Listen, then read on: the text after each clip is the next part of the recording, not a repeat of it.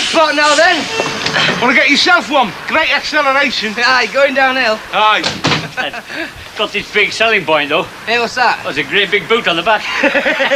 See you later. You take root in that chair one of these days. I can't see my lose this fella. Hey, you sure be all right? Oh, yeah, they're the sounds of a happy marriage in there. Yeah? Keeping the old fires burning, are you, Stan? Don't you start. Best place this weather. Yeah, I've told him he should have been a bear. A bear? Yeah, first sign of frost and he's in hibernation, isn't he? Living off his fat over the winter. Yogi Bear. Once you put your tongue in hibernation. Did you say something then? No, I was just talking already. Hilda, I wanted to have a word with you about dinner. Oh, yeah, well, it's ready now. Well, I just wondered if there was a spare plateful for Arthur. Only we want to work this afternoon on the wagon, you know. Oh, you see, the weather doesn't put them off. They're not flaming bears, are they? No, you're very welcome, Arthur. Meat and tater pie, all right? Smashing. Right. Don't want to be any bother, though. Oh, it's no bother. You can have Stanley's. Yeah, of course. Hey, I'll tell you what, Stan, if you're not doing nothing this afternoon, you can give us a hand on the wagon. Not likely. You're only doing it for the cup final tickets. Here, set them out, make yourself useful. I think I can manage that. You're wrong there, Stan. It's not just the tickets, is it, Eddie? Oh, no, there's pride at stake. I'll tell you what, it'll be like the Lord Mayor's show at that depot tomorrow. Be better than the Lord Mayor's show. Them wagons will be beautiful. No other word for it. Ben wagons. Bin wagons to you, Stanley. Works of art to them that have got eyes to see. Hey, Hilda, there's only 3 knives and forks here. Yeah, that's right, Chuck. Me, you and Arthur, that makes 3. Now, they are. You two get stuck into them. Oh, cheers, Hilda. Much appreciated. Well, you deserve it after the work you've been doing. Hey, you're not going in my dinner, are you? Stanley, there's a rule in this house. Them what work, eat. Them what don't can whistle for it. I'll be working this afternoon. You will? Aye. All right, I dare say it'll stretch to a 4th then. You know, I think you said just the right thing there, Stanley. I knew she was only joking. She wouldn't see me starve. You mean she'd look the other way? Yeah, I don't know. They keep you waiting ages at them clinics, don't they? How do you know? When was the last time you went to a postnatal clinic? Doesn't mean I don't speak to them that does go, does it? Anyway, love, you're welcome to your dinner anytime, whether Gail's at clinic or not, you know that. Yeah. Well, that's very generous of you, my sweet, considering that it's me that's doing the cooking round here. Go on, you mean you put it in oven and then just switch it on? I don't call that cooking. Come on, give us your plate. Ain't it marvellous? Why is it that when women do the cooking, it's a fine art? When we do it, it's just turning stuff on and off? No. I'll just get puddings. Enough of me, Mum. Got to get back to work. I can have them at table in a jiffy, though. Honest, Mum, really. Oh, suit yourself. Okay, it's all right for you. You've got an excuse. What? I mentioned about that job in Holland.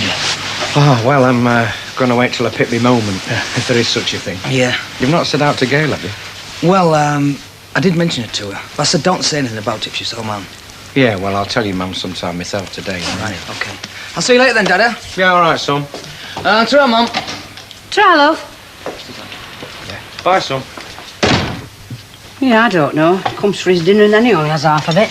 Yeah, well, must be the way you brought him up, Lord. What were all that whispering that were going on there?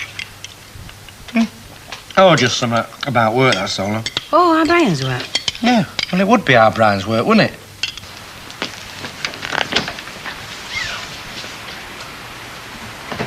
There we are. That carpet is going to be very tasteful, that. It'll just cover the marks where the scrap metal was. There's not a lot left to do, really, now. Now, hang on, I'll tell you. Equipment. All there. Chassis, undercarriage, engine, Aye. vehicle body and driver's cab. That's a lot. Soap and water job. I mean, well, we've got time for a quick bivvy first, haven't we? Right. Where are you going? I told you this morning, Uncle Albert, I've got a meeting in Manchester Town Hall. Starts at 2 o'clock and will probably go on forever. You know we've got no tea in the house, don't you? Well, I'll get some tomorrow. Fact the good that's going to be me this afternoon, isn't it? What, you mean we've got none at all? One of them tea bags. Well, look, well, there's nothing wrong with tea bags, you know. Unless it's a nice, right cup of tea you're after. Yeah, well, I'm sorry, Uncle Albert, but I really am in a hurry. I suppose you don't like going into Alf Roberts' shop. Not since that last shoved your nose out the joint. I take it you're referring to Deirdre. She's knocking about with foreigners, I hear. Oh, all right, Uncle Albert, you win. You want your tea, so the Greater Manchester Social Services Committee can wait while I get you your tea. Don't let me make you late for your appointment, you know. I'm not one to hold a grudge, Mr. Yates, and this has nothing to do with our earlier disagreement. But I do have to take exception to the sight of a dustbin wagon permanently stationed in the street. It's only till tomorrow, Mrs. Walker. Yes, but surely the vehicle should be placed in a garage or depot or whatever you call it. The trouble is anybody can get in it there, you see. Must be nice having mates you can trust. Do you know, I thought you'd have been proud of us, Mrs. Walker. I really did. Why should you think that? Well, I've always thought of you as a lady who values hard work and pride in the job. And there's us, working hard and having pride in our job. And what do we get? Criticism. Right. It's cup final tickets they're after, Mrs. Walker. Never mind pride in the job. Cup final tickets. Don't let them con you. I have no intention of being conned. Oh, well, yeah. And I think I'm quite capable of conducting this conversation without your assistance. Thank you, Fred. Now, if indeed that wagon is going to be inflicted on us for no more than 24 hours... Oh, that's definite, that, Mrs. Walker. Well, then I suppose it would be ungracious of me not to turn a blind eye. And, as you certainly do seem to be making a great deal of effort, I suppose I should wish you good luck in the competition. Thanks very much, Mrs. Walker. Cheers, love. And I promise you, when we finish with that wagon, folks will be begging us to park it outside their front doors. I doubt if I'll be among them. A right flipping lot of cheek you've got, haven't you? After all the aggro you've caused round here. Excuse me, Elsie, love. Oh, Fred, one of us is getting fatter. Right lot of cheek you've got. What are you doing, escaping? Ah, you would be and all if you listen to all this claptrap that's going on in here, then. Hello, Den. You're not working? No afternoon off. What's your excuse? Well, I don't like to see Betty out of a job. Well, neither do I, love. What we're talking about? Why I come in here every dinner time? I'm very glad you do, love. Well, we never get to sing it goodbye with me, but standing here all day. We won't. I don't suppose you two know the flipping words, do you? We'll learn them. Either that don't make them up. Right, quick march. Puts you in mind of a regiment of guards, doesn't it? Fine, upright fellows like them. It's wagon cleaning time, is it, lads? What if it is? Well, I'm just saying, if you're leaving that wagon outside all night, are you, are you doing that after you've cleaned all the barnacles off, like? Yeah. Yeah, well, I'm just saying, make a good job of it, won't you? Make a good job. What was all that about? I don't know. Right, that'll be 20p, please. And how are they treating you, young lady? Keeping you at it in here, are they? 20p, there we are. Thank you. And how are you? Well, I'm in a bit of a hurry, tell you the truth. All right, Ken. Not bad, yeah. Well, he didn't have very much to say for himself, did he? Did he not? Oh, perhaps it was just me he didn't want to say it to. What do you think, Trace? I don't know. No, I shouldn't really be asking you things like that, should I? Tell you what, why don't you go in the back and finish your drink? There you go. That's it. Do you know, she understands every word I say. I won't be surprised. No, but didn't you get the impression that Ken couldn't wait to get out of here? No, it's no use asking me, love. Suppose he's mad because I went out with Dirk. They do that, though, don't they, fellas? If they don't get their own way, they sulk for a few days. Suppose I better do something, haven't I? Well, say yes, Deirdre. I suppose you better add. Yes, Deirdre, I suppose you better add. Thanks for your advice. What would you say, love, if I got a job abroad? Abroad? Abroad, yeah. Come on, we never even got to Benidorm on that holiday to mind hotels. I'll have to be making tracks, love. Hey, love, listen. Look, you know that Dutch fella that was over here, a friend of Deirdre's? Yeah. Well, he was recruiting workers as well, for over there in Holland, like. Yeah, I know, you told me. Yeah, well, I gave him my name, you see. I said I was interested. You didn't? What do you mean? We'd have to sell his house and go and live over there? Well, no, love, no, it's not permanent. It's one of them, 2 or 3 months sort of jobs, that's all. Oh, well, what does that mean, then? Well, I'd have to go and live over there in one of them hostels, like. You'd stop here, you see. I'd go over there by myself.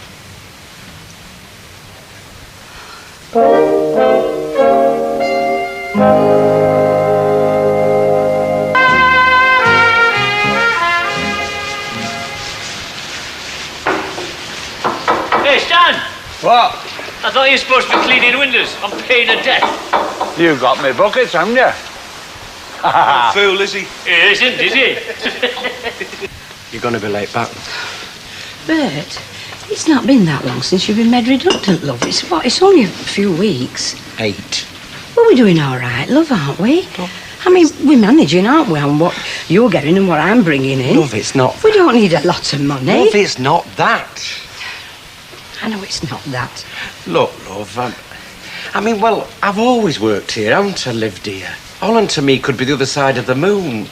But it's not that, love. Well, it's just like they say. I mean, you've just got to go where the work is.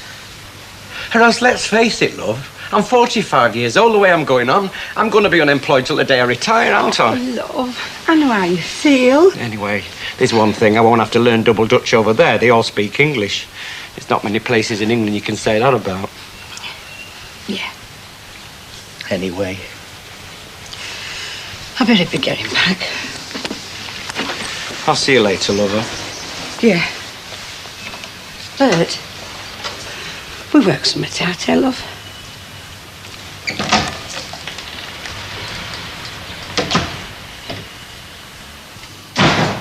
Anybody at all? Oh, hello, it's only me. Oh. I did not, but you mustn't have heard me. I was looking for Ken, actually.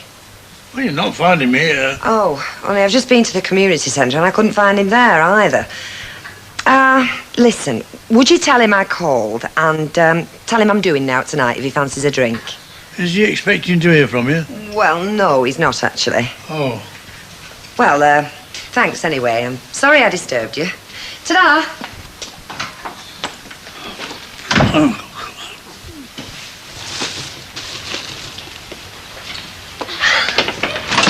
Hiya!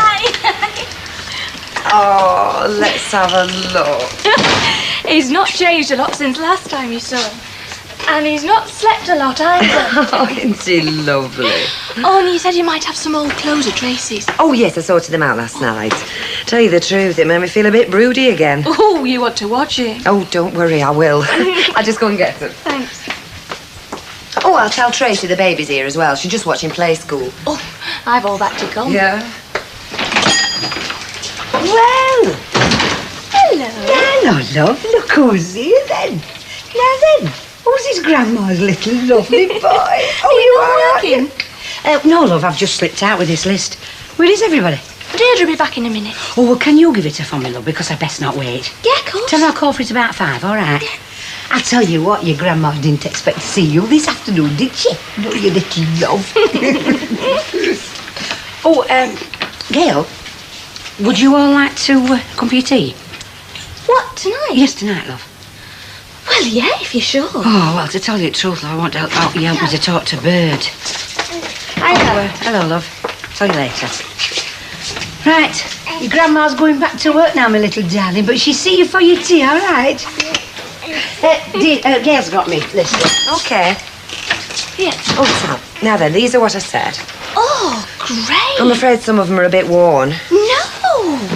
Now this is little baby Nicholas. Oh. Good fitting. Hey, look, they're so fitting now. Oh, they're great. His little bonnet. Isn't he lovely? Oh, it's a noise. Oh, dear.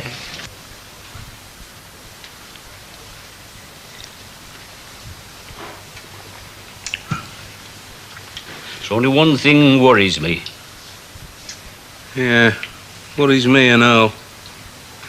What? Fred. That big stupid bloke in the pub?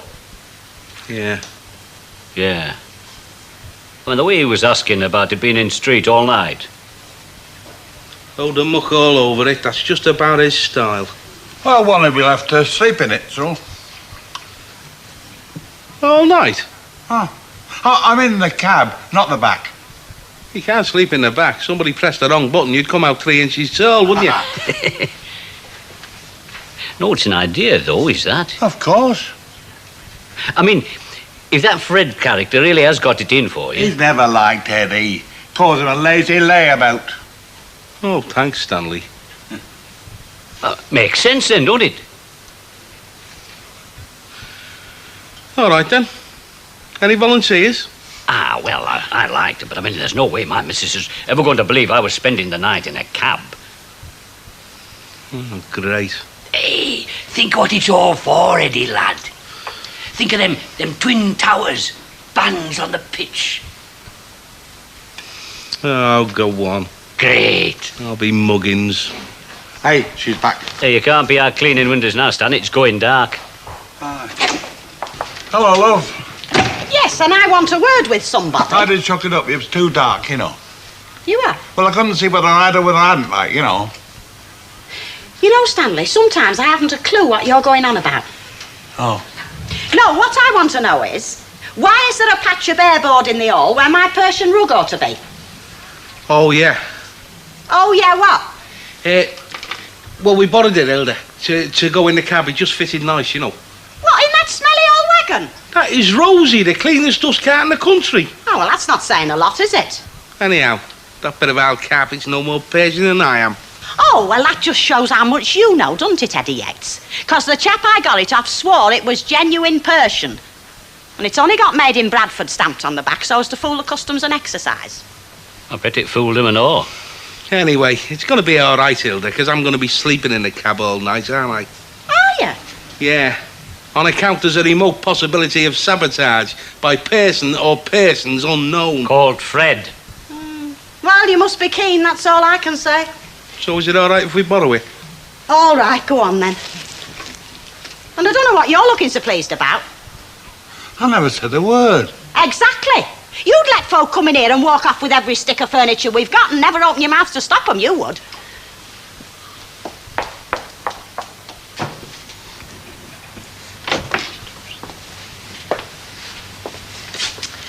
Alf, Yes, love.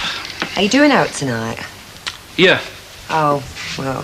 Babysitting, aren't I? You mean you're not? Well, isn't that what you would ask me? Yeah, it is actually. Go on, then. So, Hello, Hilda. Hello. Now then, have you got a nice can of soup? love? yes, Hilda, what sort would you like? Have you got an oxtail? There's no answer to that. Feeding the troops, are we, Hilda? Yeah.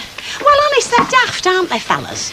I mean, most of the time there's no shift in them. But let them get a bee in their bonnet about summer. They go to any lengths. 27p, please, Hilda. Especially them what haven't got a wife and family to look after. But just give them something to fret over, even if it is just a smelly old bin wagon. And nothing's too much trouble, is it? Well, I mean to say, all night in there. You wouldn't credit it, would you? Ta-ra. Ta-ra. Thank you. Did you understand one word of that? I was hoping you did. I think she's on a different wavelength to Hilda. Oh. I mean, what do you think about it, Brian? Come on, be honest, love. Well, it's difficult, isn't it?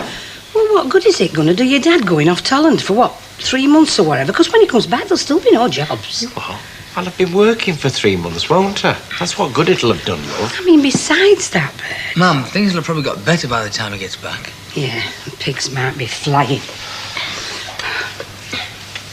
Is he nearly asleep, love? Just about. Hey, Brian, it's a mad world, innit? Well, I think they'll just both have to sort it out between you, Dad. I mean, there's nothing we can say. I know you want a job, Bert. I know it. And don't think I don't go down on my bended knees every night and pray for one for you, love. But is it worth leaving your home and your family for? Is any job worth that? It's not leaving me home and family, love. It'd just be just for a while, that's all. That's what it seems like to me. It's only for 3 months, Mum.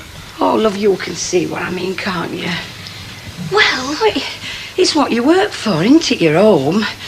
Cracky, it's all right for these young ones, them that's not married, going off abroad. But I mean, where we are... yeah, but if there aren't any jobs here... Oh, jobs. Jobs, that's all everybody talks about these days, jobs. There's more to life than jobs. Can spoil everything else if you haven't got one, though, can't it? I don't know. Nobody agrees with me anyway. I wouldn't mind. I haven't even got the flaming job yet. And let's face it, they might not want me over there either. I'm wrong, you know. I do know somebody would agree with me.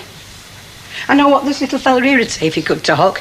He'd say he does not want his granddad going abroad to Holland, where he can't see him.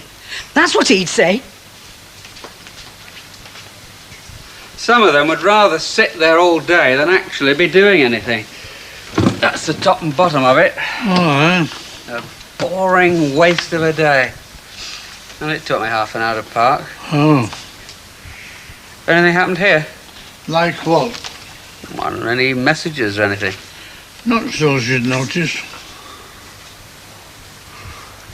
Right. Well, if you'll excuse me, I think I'll have a bath and have an early night.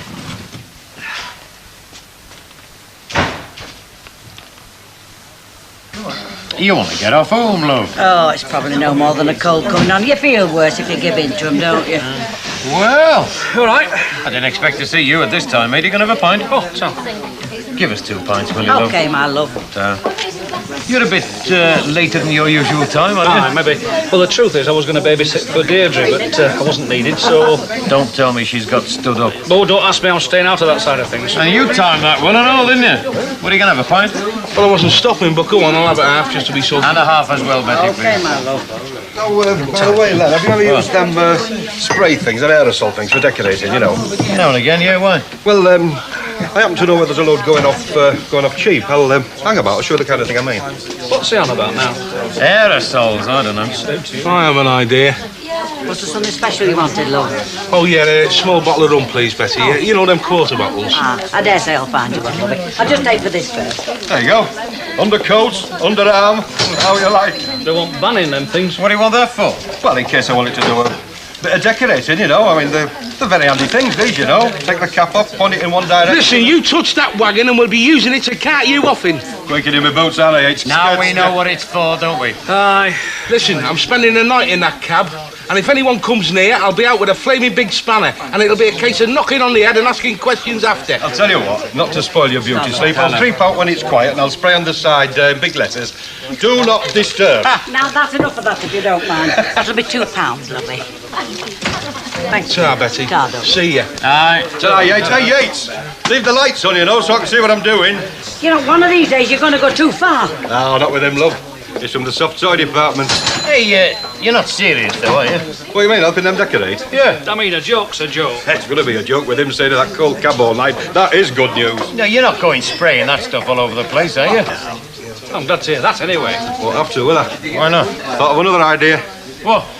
Well, if I say now, nobody knows now, do they? All I can say is that when Yates gets up, he's going to have a bigger job on than he bargained for.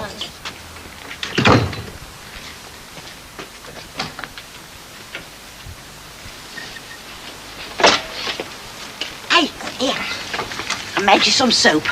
And there's that water bottle. It's oxtail. Oh, you're a little belter, Hilda. Hey, do you think you'd be all right? I've dossed down in worse places than that, you know. Yeah, well, make sure you lock the cab door. There's some funny people about nowadays, you know. Sweet dreams. Night, Hilda. Night.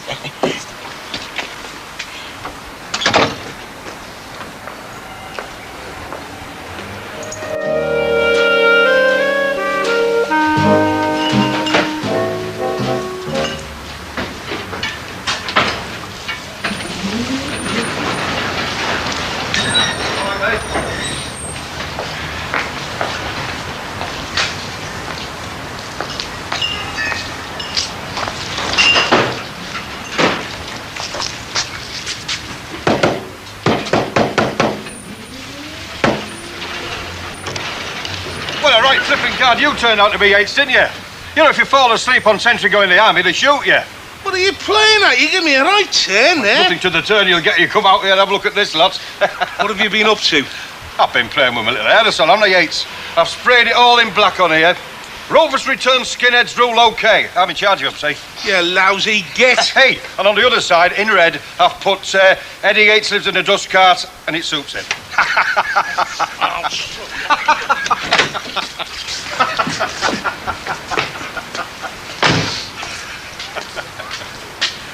I had you wetting yourself there, Yates, didn't I? Give over. I knew you hadn't done nothing. Well, just remember that next time you're in the Rovers buying a round. She looks great, doesn't she? Competition today. Another little swell before we go. I reckon she'll win. I think you're crackers. Anyway, I'm going to the Rovers, going to have myself a nice piping hot pot of tea with a little tot of rum in it. Hey, I don't suppose there's any chance of me joining you. Certainly, Yatesy. No chance. See ya. Don't you want any breakfast, love? No, not hungry. Come on, love. I know you're upset, but I think you ought to have a bit of breakfast inside of you, know. Go on then, I'll have a cup of tea. I've got 5 minutes yet. There, I see. That's the ticket. Got some toast, love? No, don't feel like it. Bert, I was upset, you know, love, when you said about trying for that job in Holland. Cracky, you've got to admit, love, it were a bit of a shaker. I know, love, I understand that. Well, we've been together such a long time, love, me and you, and then suddenly you tell me you're not going to be there. I feel the same, you know, love. I mean, it's not my idea of a jaunt, you know. Packing up stakes and moving off to Holland, I mean... Well, it's just if the job's there, you know. Yeah, well, that's why I've been thinking, love. Thinking. Been awake half at night, turning it over. I've decided, love, that if they do offer you a job, take it. Do you mean that? Yeah, love, I know how much you hate being out of work. Oh, it's driving me mad, love. It is honest. I could smash my fist through the wall sometimes, and I just feel desperate. Well, that's why I'm saying, love, if it's Holland and Oak, love, well, you go. Mind you, they might not want me either. I mean, that Dutch fella, you know, what's his name? He said he'd try and fix me up, but, I mean, maybe they won't find me anything, love. Well, if there is, love, you take it. I mean, if that's what you want. Well, it's not what I want, love. I mean, I want a job here. I don't want to leave me home and you and live in some rotten hostel, do I? I mean, I don't fancy any of that. Look, I'll put it a different way, love. If it's what you think you ought to do, you do it. I'll not get on at you, and I won't, love. You know what? I do love you. Better be getting back to work. I'll tell you what, it was dead scaring. Right in the middle of the night, and I woke up. I knew there was something wrong. Yeah. And it was all like misty. And I wiped a bit of mist off the windscreen, and then I saw it. These big, mad, staring eyes looking right in at me. Whack.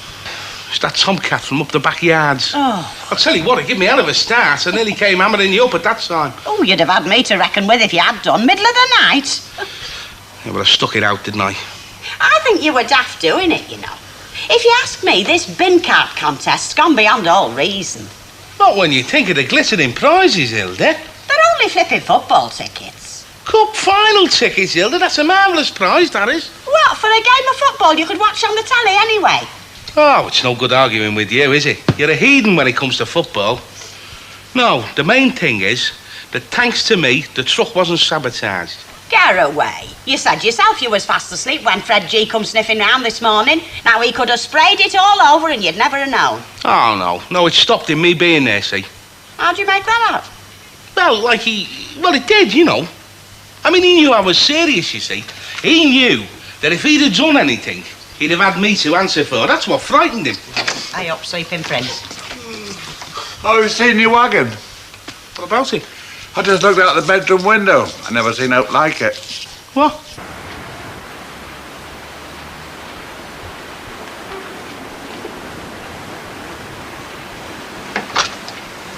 Get out of it! Blimey, Charlie. What did I tell you? Oh, look! They've messed up all me cleaning. Well, I have that all the time. A woman gets used to it, you know. You clean the house up lovely, get everything nice and tidy, and some filthy grey fella comes and mucks it all up again. You and Stan do that. Oh, fair dues, Hilda. It's not the same as pigeons, is it? Having a spot of trouble with our feathered friends, are we? Well, look at me dust cart, Ken. It's the contest today, and the pigeons have gone and done it on me. Yes, and from a great height, too. Oh, highly comical.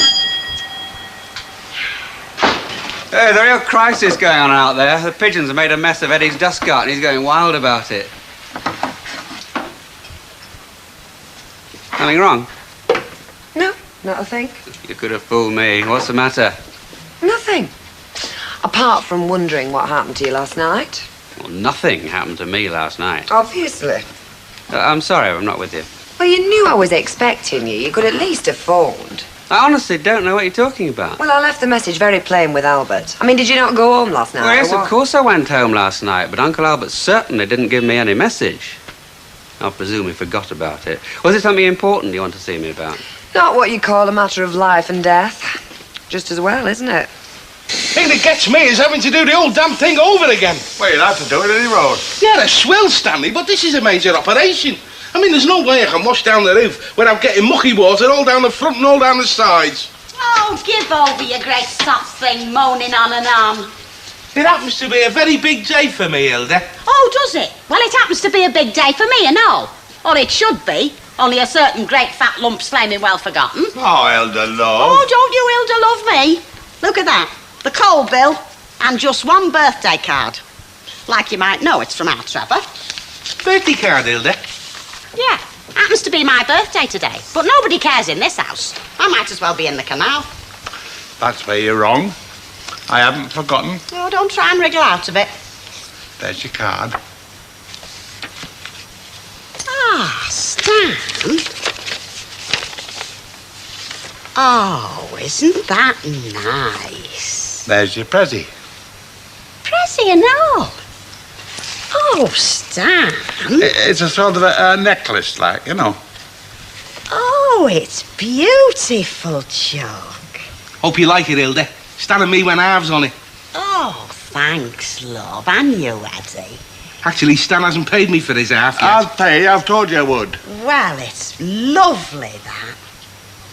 Oh, but best thing of all, Chuck, you remembered. Ah. Oh, if you're going to get all sloppy, I'm going to clean me truck.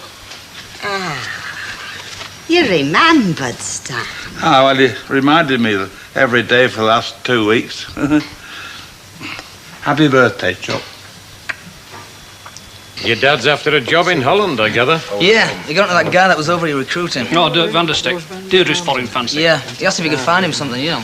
Well, sooner him than me, I'll tell you, lad. I wouldn't like to work abroad. Well, my dad fancies it either, Fred, but he wants a job. And if he can't find one here... Get him in again, Fred, will you? All right, Not for me, Len. I've got work to do. Ah. See you. Bye, kid. Ta-ra, Daddy. I know why Bert wants to go and work in Holland. Go on. Ivy's tongue. Well, she doesn't have to go on at him a bit, doesn't she? Bert enjoys that. Some fellas do, you know. Ivy's all right. You know what Bert and Ivy have got going for them, don't No. you? A happy marriage. Oh, I see. So you're the expert on happy marriages, are you? I wouldn't say that, no.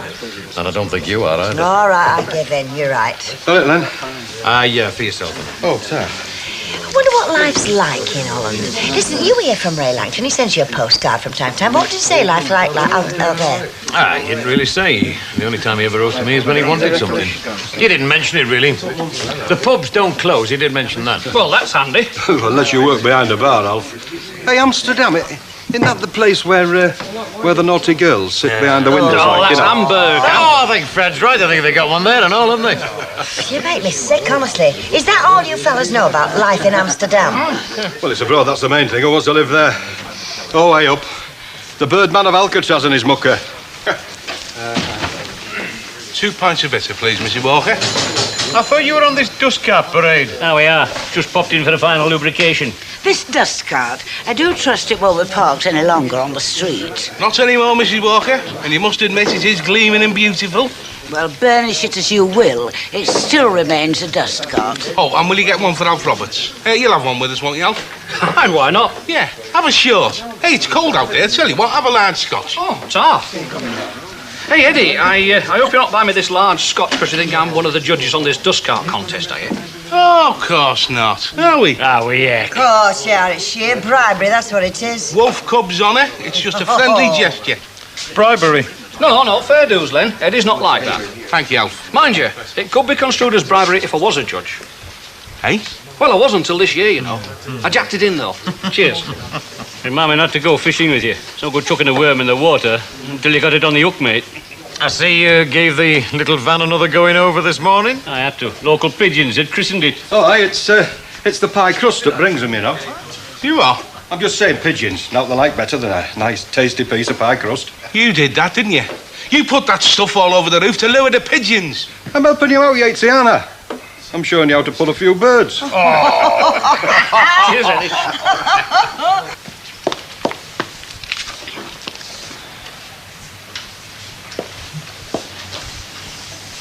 It's for you, love. It's got foreign stamps on. It's from Holland.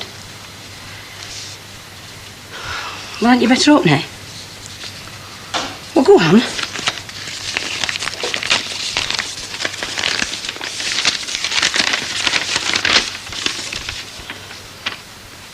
About that job, is it? Yeah. Well, come on, Bert. For God's sake, tell me. Don't keep me in suspense.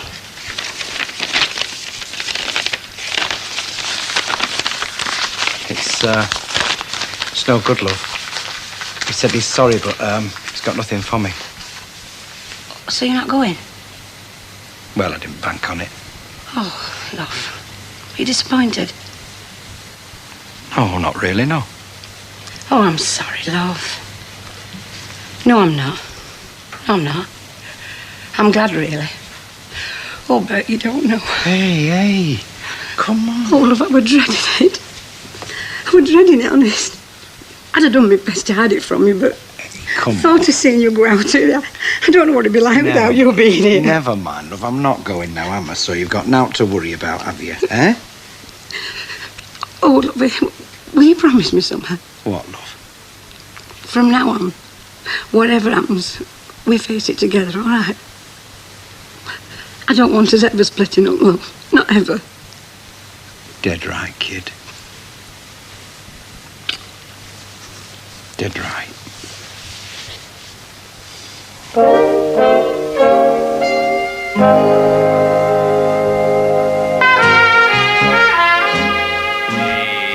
Looks like a bride, beautiful.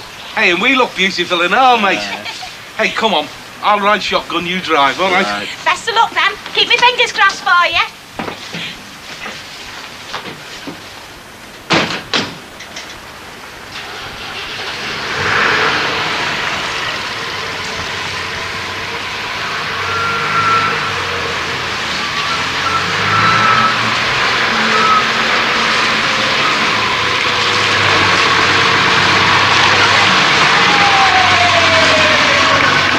Hello, Bert and the old darling. Hi, mate.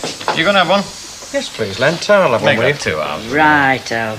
You're not believing us to go to Holland then, Bert? Only I saw your Ivy on the way back to work and she said you had word. Oh, yeah, that's right, love. Well, happen it's all for the best, you know. I'm sure Ivy will see it that way. Ah, she does. Yes. Ta, dear. Cheers, mate. Cheers. You didn't get the job in Holland then? No. Nah, might be for the best. I can't imagine being uprooted and going working among a lot of foreigners. I suppose Ray Langton landed lucky, didn't he? But I should think half of them finish up in glorified doss houses or bed sits or whatever. No way. Hey, these jobs in Holland, are they secure? No, that's it. I mean, they're not secure. They're just a, 3-month deal, that's all. But the money's good. Let's face it, Len. I mean, any job's better than no job, isn't it? Mind you, I'm not surprised you didn't get it, you know.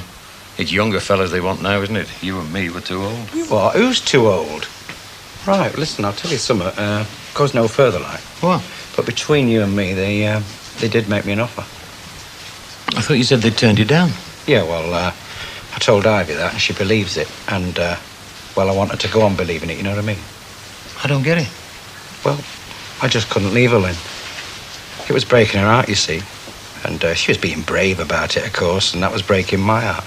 Anyway, the letter come this morning. 3-month deal, guaranteed, job as a fitter, place near Rotterdam, but I don't know, I just took one look at her face, opening that letter, and I couldn't do it.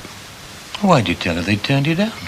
Why not just say you're not going? Well, she'd only worry that she'd talk me out of it. You don't know Ivy. She's very complicated, mate. Oh, you don't have to tell me they're all like that, mate. Oh, it's you. There's a cup of tea not long brewed. Why didn't you tell me Deirdre called? Eh?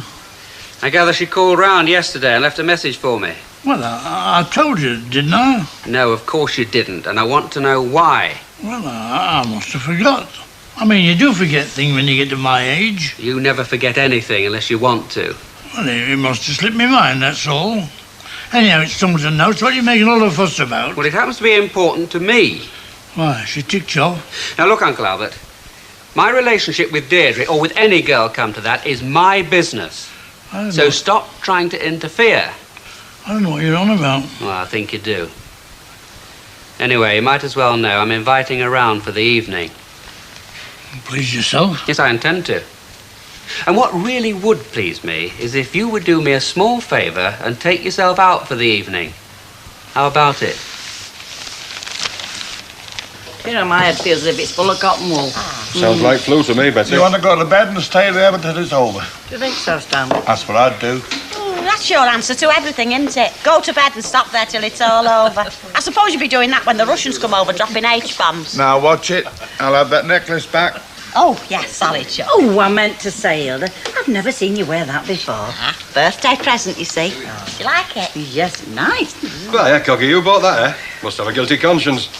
Don't know what you've done, but... okay. Are you trying to mix it? Pay no attention. You look as if you've had a rough day. Yes, I have. It's that Lorraine. Might as well run the flaming cafe by myself. Is she the one you replaced Gail with? Yeah, I must have been mad to take her on. She's cheeky, she's idle, comes in late, has to be let off early. You want to get somebody better? Yeah, I'm beginning to think kids today are all the same. You know, they don't want to work. It interferes with their private lives. I think you might be right there, you know. Who was that young apprentice I took on? Martin something. All right. Whenever things got rough, he just went off home I know, every point taken. Ta-da! Who won then? I don't believe it. Eat your heart out, pigeon fancier. Flutter off with your little feathered friends. You won, honest. Well, they put us in another cart joint first, like. Ah, there you are. I knew it was all codology. Nothing to do with codology. We shared first prize. That's 2 cup final tickets. Laugh that one off. Oh, fancy a trip to Wembley? Yeah, bad luck, mate. There's 2 tickets, Eddie and me. Hang about. I thought there was 4 in your gang. Oh, yeah, but me and Arthur did all the work, so we get the tickets. Well, I'll have them off you if the price is right. You couldn't even afford the smell of them. Right, we'll have a drink. Tell the man what you'd like. Oh, and you can have a half, Fred, because I think you helped us win. That final extra clean we gave the truck to clear the pigeon muck, I think it just did the trick. Hello, Mrs. Walker. Hello, dear. Hello. Everything under control? Oh, I think so, but I think I'm definitely going down with a cold or something. Good. Now, I've got a little piece of news for you. I have decided that I deserve a winter break, so I'm taking a fortnight off, commencing at the end of last week. Oh, well, I hope you enjoy it. Is it Joni's you're going to again? No, something far more exotic. Oh? A winter cruise. Fancy. I'm going with Mrs. Taylor Brown. Remember her, don't you? Oh, yes, I do. Well, I hope you have a good time. So do I, dear, because it is costing a small fortune. But I do feel I need the sunshine. Now, I'll go and put my shopping down and then come and take this train. Yeah. Hey, did I hear her ladyship say she was going on a cruise? It's all right for some, isn't it? You wouldn't chuckle. Still, if she's away, we're in charge. That's all it is itself, isn't it? That was absolutely marvellous. Good. Like some cheese? Got some camembert? Not for me, thanks. That was just right. Well, why don't you make yourself comfortable on the settee?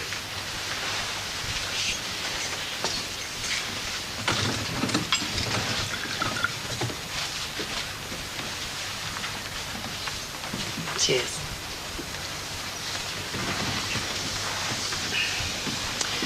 You know, you really are a smashing cook.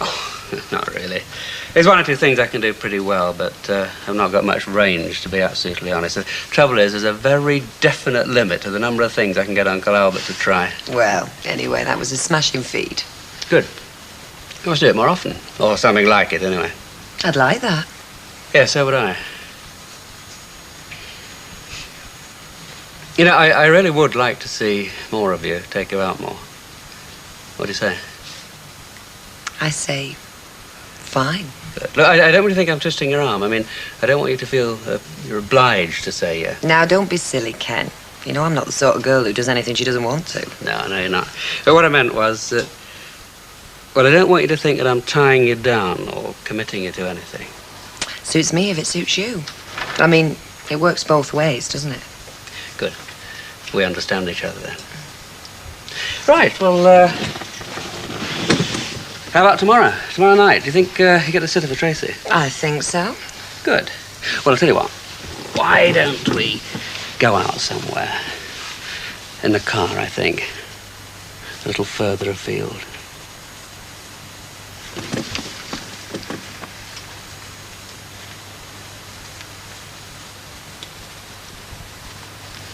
You've got yourself a deal.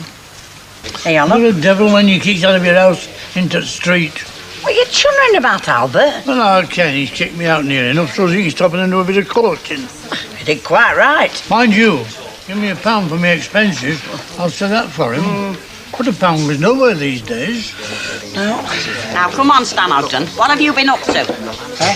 Well, you've never bought me anything as nice as this before, have you? Well, have you? Well, look, it's Fred here. It's rubbish. Oh, I'm not so sure. I mean, all these years you've been forgetting my birthday most of the time. And when you do remember, I'm lucky if I get a bag of toffees off you. And now, all of a sudden, this necklace. Well, it was Eddie's idea. Oh, I might have known. Yes, I do realise that the bare biscuit can be rough, apparently. But oh, Alf, won't it be wonderful? It sounds just the job, Annie. It'll be the experience of a lifetime. And you'll understand when I tell you that one of our ports of call is Casablanca. Oh, I know what you mean. Ingrid Bergman, Humphrey Bogart. Play it again, Sam. Really? Oh. To me, Casablanca is a mystery city where Winston Churchill went for a conference during the war. Mind you, he probably had trusted lieutenants to look after things for him while he was away. I wish I could say the same. Well, you got Fred and Betty. They look after things. Between you and me, dear, I have asked the brewery to send a temporary manager round. Well, Fred usually does it, and you got Betty, of course. Yes, and every time I come back, I have cause to regret it. No, now I haven't told them yet, so please don't say anything. But it's quite clear to me that they need someone to keep them up to scratch while I'm away.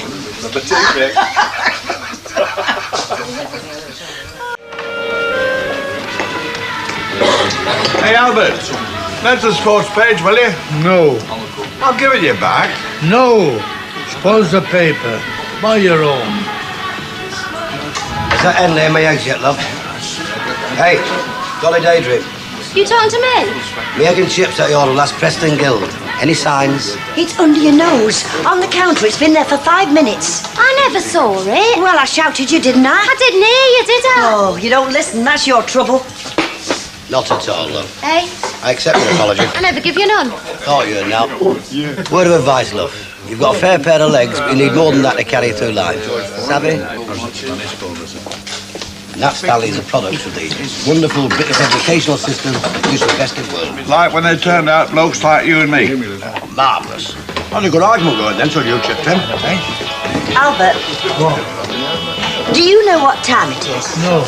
It's 10:30. Oh, what's happening? Now it's happening. I wish something was. You got that cup of tea at 9 o'clock? Well, I'm not harming anybody, am I? And it's costing you note. No, it's costing me now. Look, I can either go home to an empty house or I can walk about the streets in the perishing cold. Now, what do you want to happen? Sit where you are. I'll get you another cup of tea. I don't want another cup of tea. You're going to have a flaming cup of tea whether you want it or not. Lorraine, see what Mr. Fairclough wants. Give him a chance to sit down. I only want a cup of tea, love. One cup of tea. Well, come and pour it then. Come on. All right, I've done it. Look, give that one to Mr. Tatlock and I'll take this one to Mr. Fairclough. I'm only paid for waiting on. You don't even do that properly. Do as you're told. Take it to Mr. Tatlock and don't charge him for it. You get us crying over teenage unemployment and I get landed with something like that. Is she the one you were telling me about? She's the one. I'm telling you something. It's going to be her or me. Getting you down, is she? Why do you wonder? Were we like that when we were teenagers? Of course we were. Damn sight worse. Come off it. I was a mother with a kid at her age. Didn't stop you though, did it? Now stop that. I was as good as a lot of other mothers. They were well clothed and well fed, the pair of them. Do you ever hear from Dennis now? Sorry. You can't win them all, can you? You can say that again. Mind you, I suppose I'm lucky, you know. I get 1 or 2 letters from Stanley still, you know, during the year. But he's doing all right. He doesn't need me. Excuse me. The gentleman in the corner says when you finish chatting with your boyfriend, can you have sausage, egg and chips? What?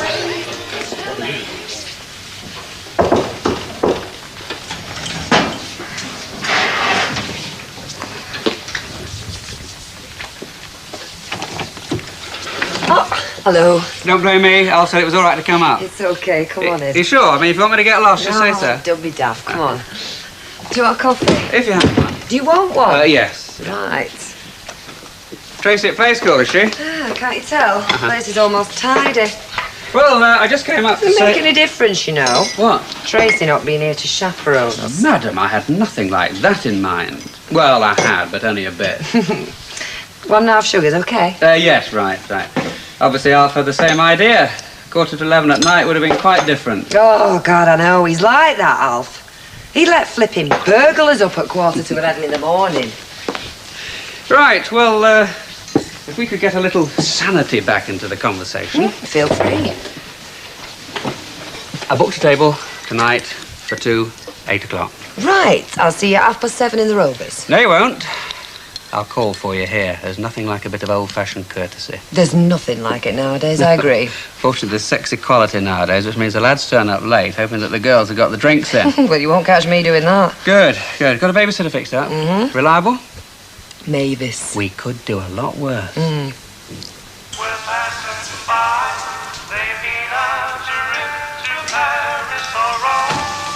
You take the things through, Fred. I'll lock up. Hello, Smoker.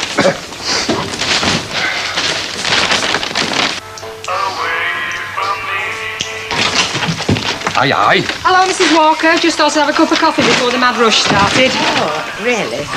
Fred, don't dump my parcels on the table like that. They're not sacks of coal. They're expensive purchases. How'd you get on, then? Quite well, really. I think you'd better go and open up. I went to the Royal Exchange Centre.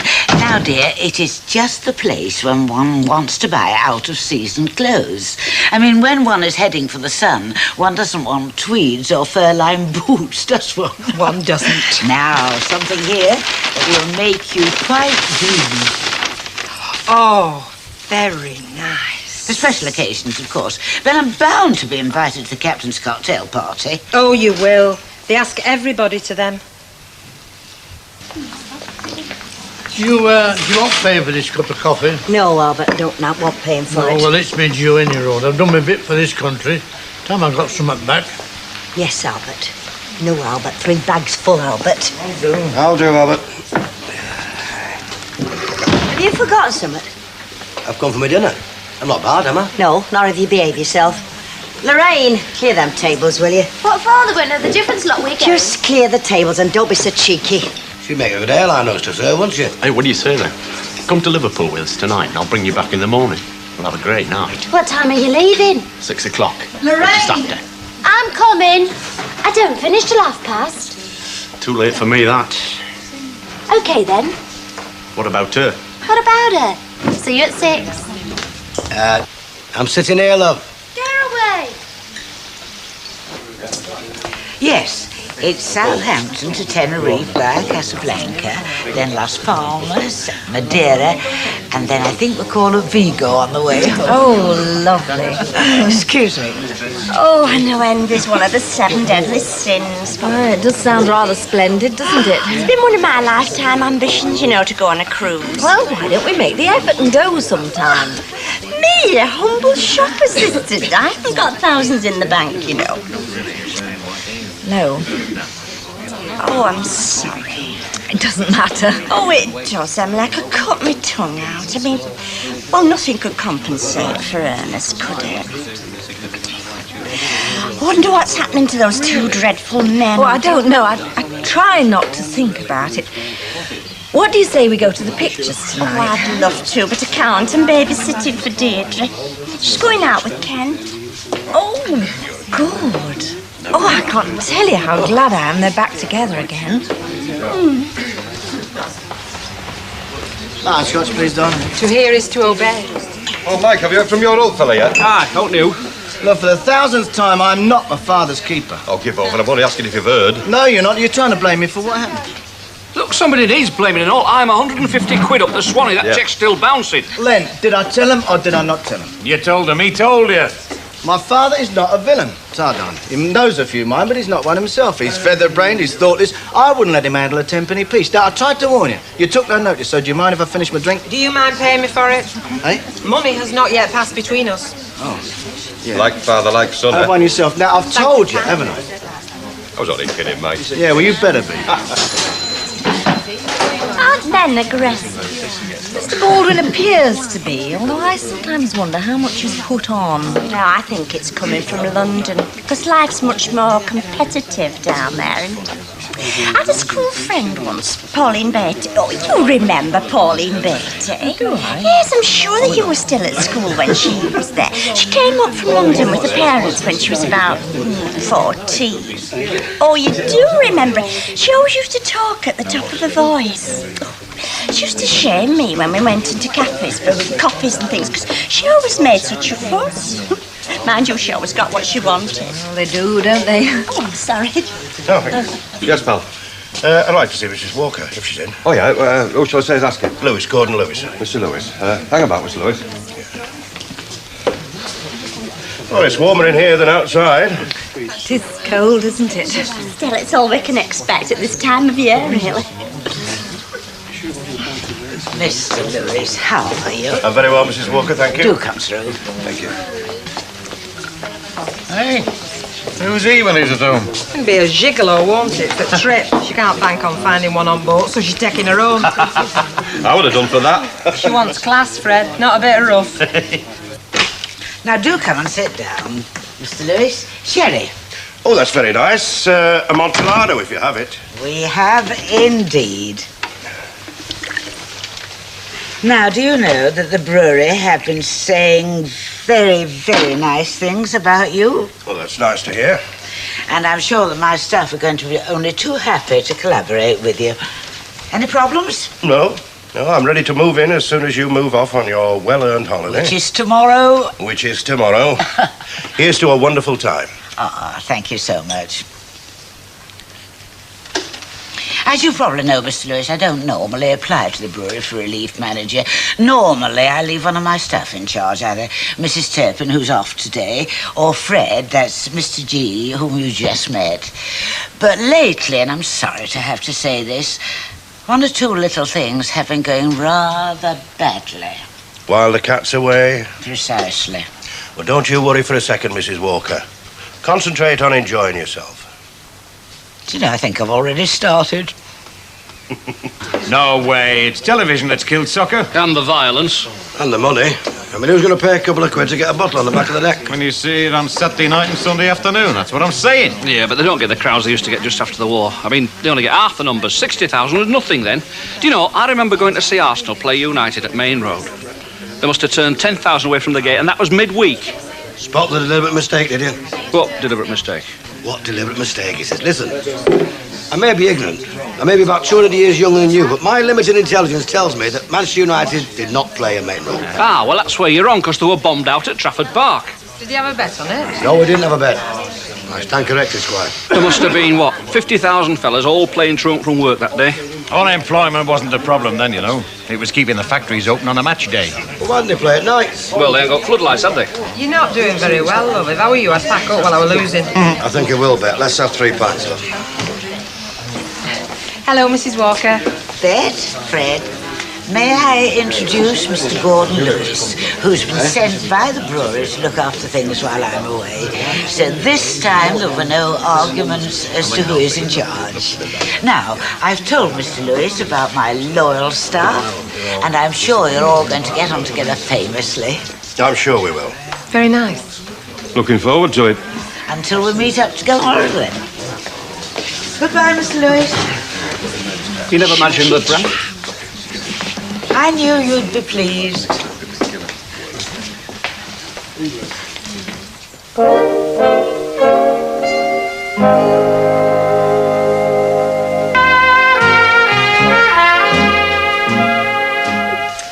you like Mummy's new dress, Tracy?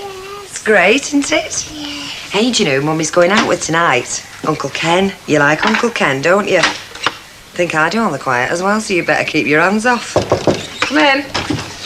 Oh, heck, you're all dressed up. I've got to rush on downstairs. Oh, OK, come on, Tracy. No, you can't serve looking like that. How do I look? All right, Bobby Dazzler. Right, we'll give them all a treat then, won't we? Come on, love, let's go and tie you out for your Auntie Mavis. Off we go.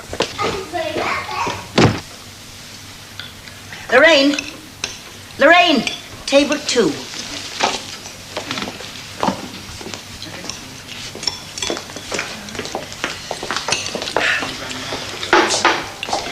Has Uriel stopped feeding you or something? It's gone to her brother's. Oh. I thought he kept a chip shop. Ah, it does. Well, you can't think much of him if you pass up a chance of a free supper. He doesn't drain his chips. Oh. You see, you're liable to get fat if you don't get your chips properly drained. All set then? I've got the wagon outside. Ooh, masterful, aren't you? Known for it. I'll get me can. Yeah, his batter's too thick, you know. It gets hard at the end of the fish line. I like to see what I'm eating. Oh, and his peas.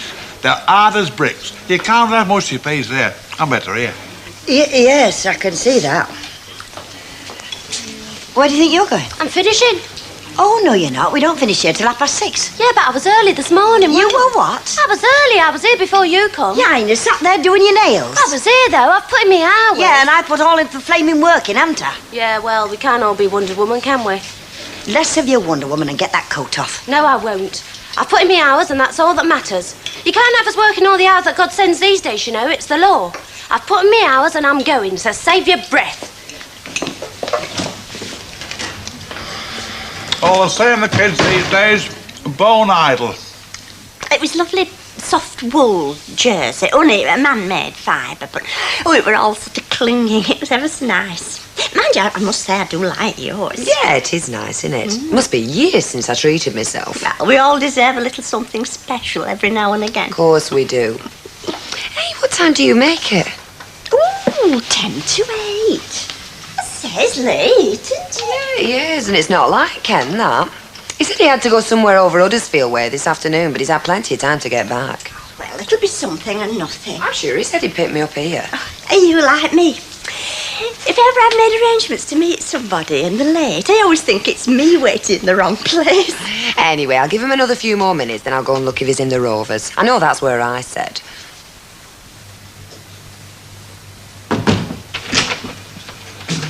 Oh, excuse me, Mrs. Walker. I didn't ring for you, did I, Fred? Well, no. It's about Mr. Lewis, the new fella.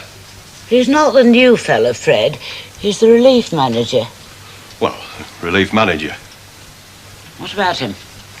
Well, it's just that, well, Bet and I have been talking, you know, and, well, it isn't as if you've done this sort of thing before, Mrs. Walker, when you've gone away. It's, well, it's as if you don't trust us. Really? Well, now, Fred, let me put it this way, shall I? With Mr. Lewis looking after things, there is less chance of wild parties ending in scratched sideboards, the police investigating us for serving after hours, or even Bet gracing the Gazette posing on a pile of rubbish. Do I make myself clear? Well, yes, we've learned our lesson now, Mrs. Walker. Well, you've had your lessons, several of them, in fact. But whether you've learned anything remains to be seen. Well, I've had my say. To which you're perfectly entitled. Is that all? Oh, yes, Mrs. Walker. Then shall we return to our respective tasks? Yes, Mrs. Walker. Do close the door, please.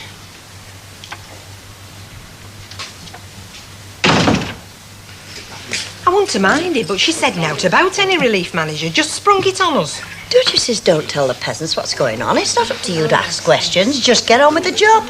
I must have a read of that Employment Protections Act. That's my trouble, you know. I don't know my rights. Oh, don't you start with that. I've had enough of that for one day. I'm having trouble with your peasants, then. No self-respecting peasant would even look at this one. Well, tell her what you think of her, did you? Well, I won't tell you the bedtime stories. You know why she's bringing in this new fella, don't you? She thought I deserved him. Aye, it's your shenanigans with the press, that's what's done it. Flashing your legs all over that rubbish tip. She'd have trusted me and Betty. Can you believe a word he says? What? I check my watch when he says good morning. Do I take it you understand the noble game of darts, Your Honour? Now, what are you on about? Well, let me explain. You see, now, the object of the game is to stick these, which are called darts, into that, which is called a dartboard. Only it's very difficult when you've got any points on the end. Is that right, Stanley? Right. Well, let me tell you something. If you stick them, what you call darts, into that, what I call a dartboard, you're laughing. On the other hand, if you stick that into the wire of the wall, they'll end up like that, won't they? All right, Your Honour? I don't think we're getting very far, Stanley. He's an ignorant so-and-so. The world's full of them, old friend. It's a cross we have to bear. Well, do you think he will be waiting at the Rovers? I wouldn't be surprised. He's probably standing there saying, now, did I arrange to pick her up or what? Well, if you don't come back, I'll know everything's all right. Well, either that or I've been kidnapped, and with what I've got in the post office, I don't think that's very likely, do you? Have a nice time. OK, love, listen, get yourself a drink, and if you can find anything to eat, leave half for me. Ta-da, love. Bye.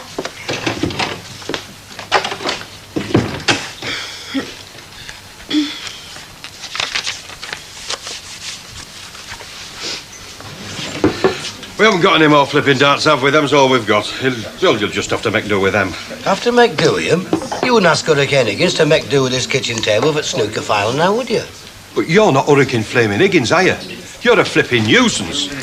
Outside, love. You're not picking fellas up in here. Yeah, looks as if you're right. You've not seen Ken, have you? Aye. Has he stood you up then? Well, he was supposed to be meeting me at 7:30. He's not at home. He's not in here. Well, where is he supposed to meet you? Well, I thought he was calling for me. And here I am. Oh. You've not seen Ken, have you? Well, if I had, I wouldn't tell you.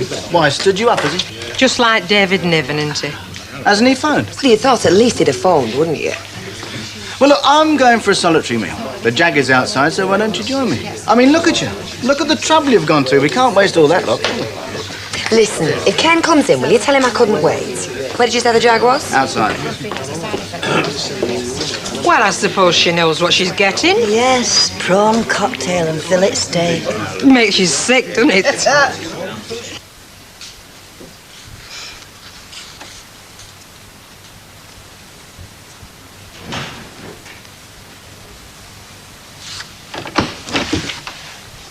Oh, Tracy, what on earth are you doing up? Couldn't you sleep? No. Oh, dear. Well, come here, then. That's a good girl. Now, we've got to be ever so good, haven't we? Yes. Because Mummy's out having a nice time with Uncle Ken. Yes. Well, what shall we do? Shall we have a story? Yes. Oh, good, because I like stories, but you wouldn't like mine. Let's find one of you. There. How about Goldilocks and the Three Bears? Do you like that? Yes. Right, now it starts once upon a time. They all start once upon a time, don't they? Yes. Well, that's just because everything nice happened once upon a time. Sometimes only once. But anyway, once upon a time, there were 3 bears. Come on, lads, let's have your glasses, please. Bye, okay. And you've got the cheek to ask for a new set of adders. I'll take 'em home and sharpen them for you if you like. You won't. There's more than you uses them adders in here, mate. Remember the days when the customer was always right, Stanley?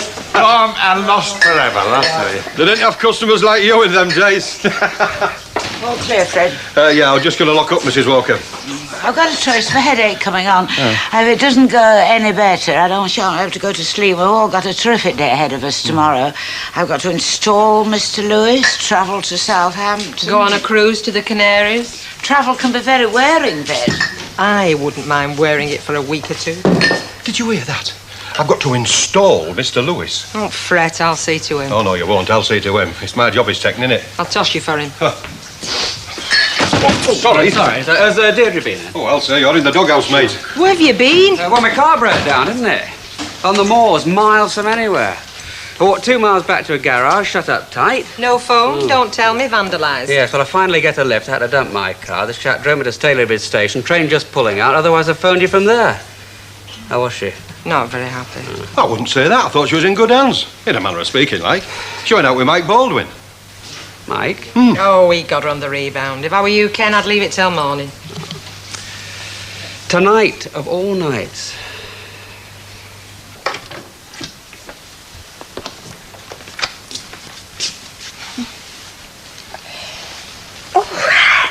Oh, Deirdre, you're back already. Well, where's Ken? Oh, he hasn't been round then? No. What's happened? He never bothered to turn up, did he? Oh, dear. Well, would you like some coffee? Oh, no, thanks, love. We're up to here in the stuff. And brandy and, what was it called? Mouton cadet. Yeah, like he said, mouton cadet. Oh, I am sorry. Oh, don't be. I had a smashing time. Listen, Ken was going to run you home, wasn't he? Yes. Well, it's not that it's far. It's just... Look, here are the keys. Go and sit in the car, eh? Oh. Thanks ever so much, Mavis. It's very good of you. Well, it's all right. Well, good night. Good night, love. Well, then. Well, then? Think she'd mind if I left her sitting in the car all night? Yeah, I think she might. I think I might, too. You know, it's been a great night and you're a great kid. Thanks. Do it again sometime? Why not?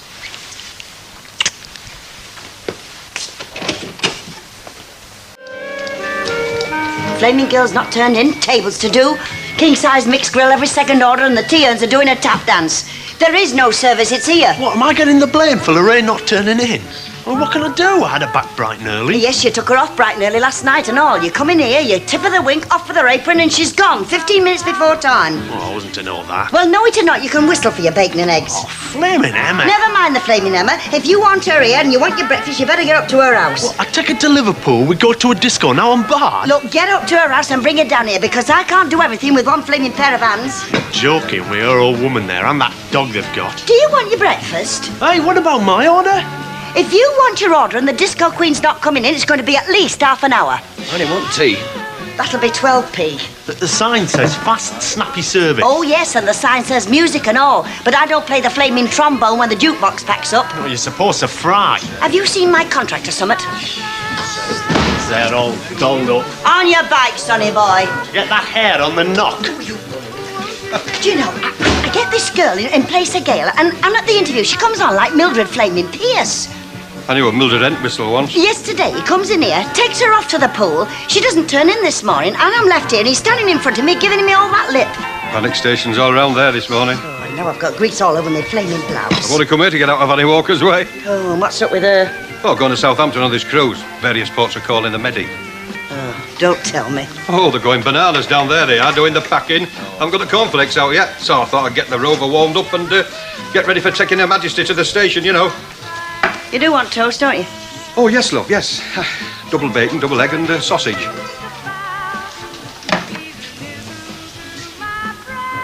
So you recommend that I catch the 13:19, that's 19 minutes past 1, yes, I see. Yes, I know all the details in the cruise itinerary, but I do have an awful lot to do. I've got a lot of packing to do, plus a business that doesn't run itself, plus having to have a new manager blood, and I should be very pushed.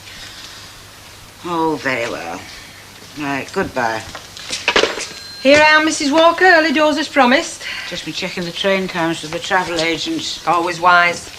Now all that remains is to find out what I can leave behind. Decisions. Yes, but you see, I really need a very full wardrobe. And there are limitations on luggage, unfortunately. We used to have the same problem, you know, going to Blackpool on Sharrow. I never knew whether to take my red Mac or my blue one. Straight up, he's just been on the blow. One of the top buys. Go on, you tell me out. On my life. 3 gross of your best denim blousons, he said. Then he said, who was that lovely-looking bird with the shades on that I saw you whining and dining? And what did you tell him? Your good cause for the week? Listen, I said, hands off, because I know this lad. You get a Romeo in the rag trade, and you get yourself a Romeo. Get the picture? The lady, I said, was very respectable, and I was just doing the uncle bit. And were you? Yeah. The girl, I said, was stood up by a school teacher. Social worker. Well, same difference, wasn't it? There she was, stood up. I said, so I just offered me arm. Which was much appreciated, along with the fabulous meal and the lavish amounts of attention and charm. But after that brief interlude, I said, it will be back to Mr. Sincerity. Oh, if you mean Ken, I've no plans. Oh. Well, hasn't he been round telling his side of the story about how he saved some juvenile yobbo or something? No, I've not heard a dicky bird. Oh, so you're free then? Unless you're fed up of doing your uncle bit. Well, we could go and see a film or something. Why not? All right, see you later then. See you, Al. I'll see you. Oh, I've brewed up if you fancy a cup. Oh, Tal. No need to dock me. 5 minutes is all right, but 2 hours. Mean trick anyhow. Yeah, you went home early last night. Went at 20 past. So I suppose you work to Irishman's rules. Go early, come in late, just to make up. Wasn't well. Too much jitterbugging. So all this cooking. All this fat, I'm allergic, I think. You're in the wrong job. I didn't come for the cooking. I could get a doctor's note. Yes, and I could get to lose my patience very fast, so do as you're told. Spoken a blind word to me all week. Get the coal in last Thursday. Since then, not so much as a swear word. Did he get the coal in? I was going to, but she comes in with a shovel full and dumps it in my lap. I'm getting out in the kitchen, she won't even do me washing. What about your eyes? Comes to bed in the curlers. Now, wouldn't you say that was grandstanding? Well, isn't that normal, then? Anyway, I'm sick. Only find myself some digs. Make a ladyship think I've gone on the trot for good like. Hey, why don't you ask Elsie Tanner? She takes fellas in. Aye, and lady for you, I bet. Say, Elsie. What? You do a lovely bit of toast, love. Why didn't you chat her up? Oh, it's the wrong time. She's got a right mood on, hasn't she? Anyway, I'm in my muck. Oh, get the gear on, touch the Henry Coopers, then try my hand, right?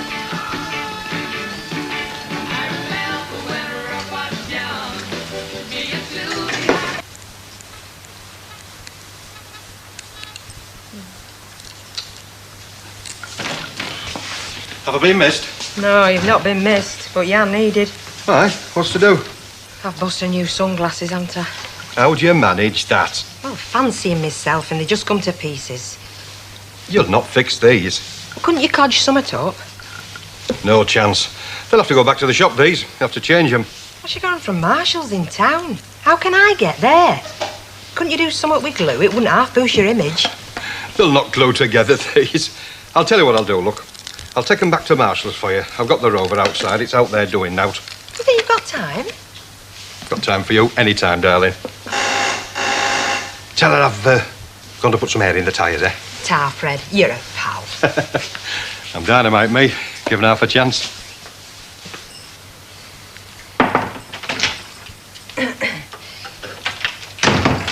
You buzzed? I'm trying to keep calm, Bet. Very, very calm. I'm trying to keep, as they keep saying in those awful things on television, my cool. Yes, well, it's been a bit nerve-wracking, I suppose, all this last-minute rush. As you know, I can normally cope, but I cannot cope when things mysteriously disappear. What's disappeared? My sunglasses. They have disappeared from the face of the earth. Brand new sunglasses bought yesterday in Marshall's with agonies of indecision. I get a lot of that in Chippy. I broke 'em, Mrs. Walker. Well, I didn't want to accuse you outright, but as I was passing from the hall to the back, I did see you trying them on. Well, they just come to bits in me hand. Beyond repair, in other words. I was fancying myself, weren't I? In Casablanca. All suntanned and sylph-like. Hinge come off. But there's hope, Mrs. Walker. Fred's gone to change 'em. Gone to Marshall's? At this time? Do you realise I've hardly more than an hour before my train? Well, Fred didn't see any problem. It is unbelievable. This on top of everything. And I don't suppose he had the sense to take the receipt with him? Well, no. More delay. That'll be the new manager. You'd better see him through.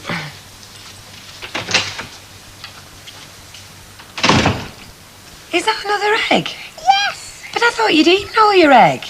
Look, I did. Oh, would you believe it? Oh, come in.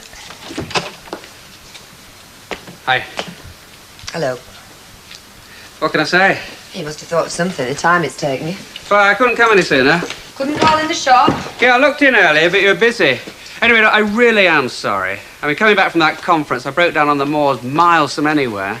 I got to a phone box and, well, someone had worked it over with a coal hammer or something. Yeah, well, maybe it just wasn't to be. Oh, come on now. Look, I'm sorry to sound narc, Ken, but I must admit I was beginning to feel a bit spare. Well, from all accounts, you weren't spare for very long. Long enough to be noticed. All right, well, how do you think I felt, bursting in there all hot and bothered to find that you'd waltzed off with Mike Baldwin? Well, it's a damn good job I did, because if I'd stood there like Piffy for much longer, I'd have hit you with my handbag.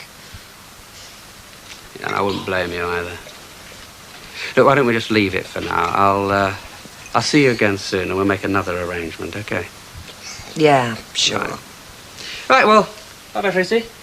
Don't forget to finish your egg. Bye. Bye. Ken, I wouldn't have hit you with my handbag. No, you'd have used that little pearl-handled automatic you borrowed from Linda Darnell.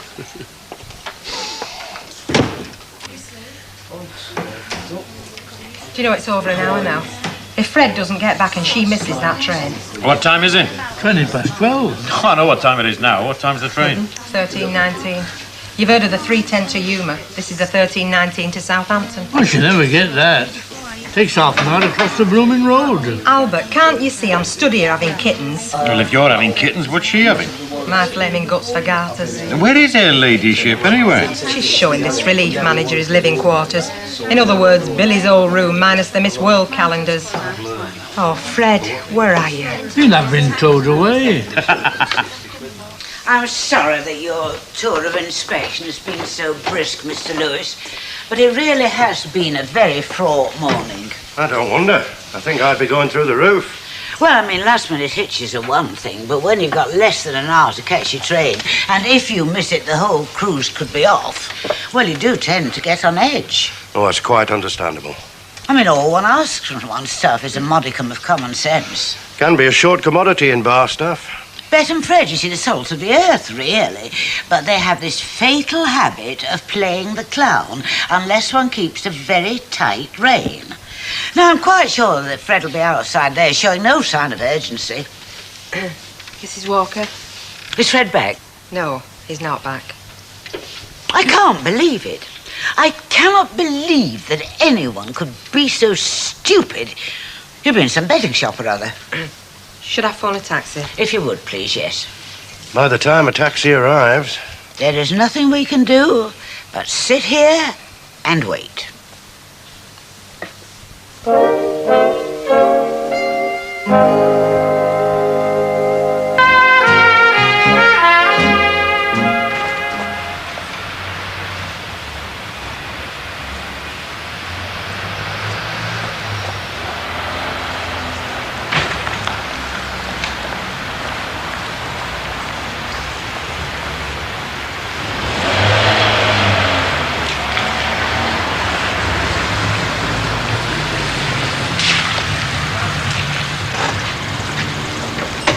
Hey, is he the wanderer? Get a good double, did you, Fred? Wish you had a double up. Do me a favour. Where on earth have you been? Oh, well, I went to get some air, Mrs. I Walker. know where you've been. I know the whole story. Are those the sunglasses? Did they change them? Well, a bit of argy-bargy about the receipt, but I insisted, you know. Yes, well, never mind that.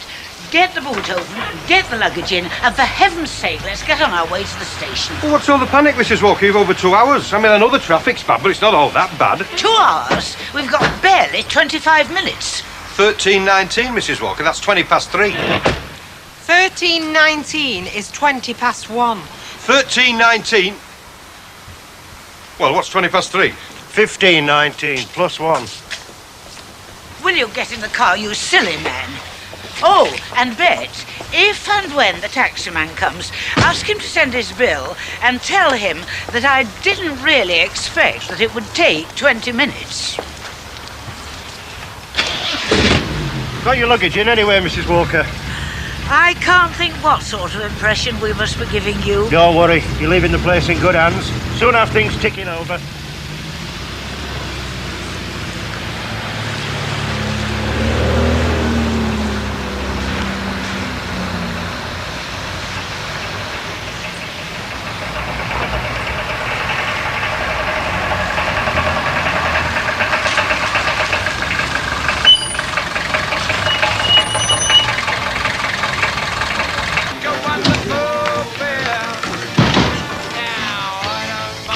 Excuse me, can I have 2 cream donuts, please? In a bag to take out. Just look at her. Pardon? You're from next door, aren't you? From the cabin, yeah. Do you know her? Well, Mrs. Tanner, yes, of course I do. Tells me off for carrying on and just look at her. Oh, Mavis. I'm looking for you. Listen, how are you fixed for babysitting tonight? Well, I was going round to see Emily after my tea, but... Well, I might as well sit in your place as well as Oh, hers. that's great. I didn't like asking 2 nights running, you know. Anyway. You're a bad lodger, Elsie. You'd be a terrible lodger. I don't mind doing my share of the cooking. Now, you ask Hilda if I'm not a dab hand at the greens. Green what? Do all my own washing, digs money in advance, regular supply of plastic bin liners, giant size, and no charge. All these lovely little domestic touches. You know, you should be the husband of the year instead of tatting around the streets with a toothbrush in your pocket looking for cheap digs. I'm not appreciated, am I, love? You know, my missus should have married a pen pusher. Ah, sorry, love. No married lodgers. I mean, I've had enough ding-dongs over those matters. Even Sean Connery wouldn't be worth it. Sorry, love. Come on, Lightning, let's get a few chips on. Know where the griddle is, don't you? Come again. I don't see why I should do all the chipping. I suppose you think you should stand there all day flirting. You've some room to talk. Now watch it, madam. You've been sat there with that fella, but it's all wrong when I do it. Strikes me you're jealous because I get all the young fellas. All right, just get your coat and get out. You're finished here. Don't you worry. Just get.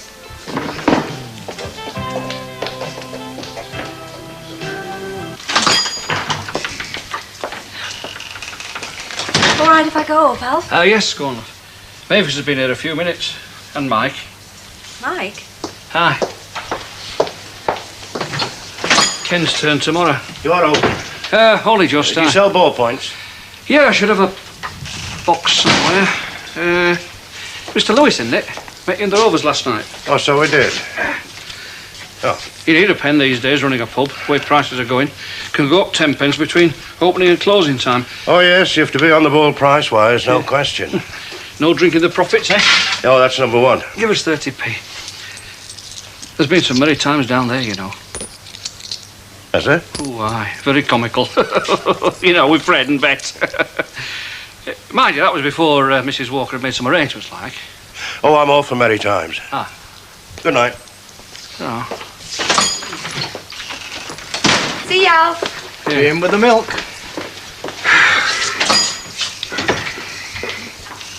Did my coaching on a bike. Well, that could explain a lot. And it wasn't a tandem affair either.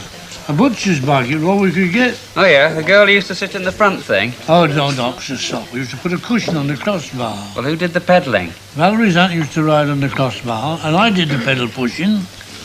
We used to go up to Bluebell Woods. We never broke down. Well, it's not my experience of bikes. They're always breaking down. Punctures, chains going. Ah, well, this was a British bike. A new Hudson, none of it Jerry built. Everything all right? Fairly normal. Mrs. Walker catch a train, did she? Would Evie stood here on pins? Why, she missed it. 13:19, 3:20. Shut up, Lynch. It's the last time I'll pull you out. Does this mean her trip's off? Well, we don't know. That's why he's in suspended. Well, she missed the train, but I mean, whether there's another boat. All we can hope is that the captain can't tell the time either. You broke a flipping glassy, didn't you? Good evening. Evening. How do? I don't know whether we've met, but I'm running things for a short spell while Mrs. Walker is on holiday. Well, you got a job on, haven't you?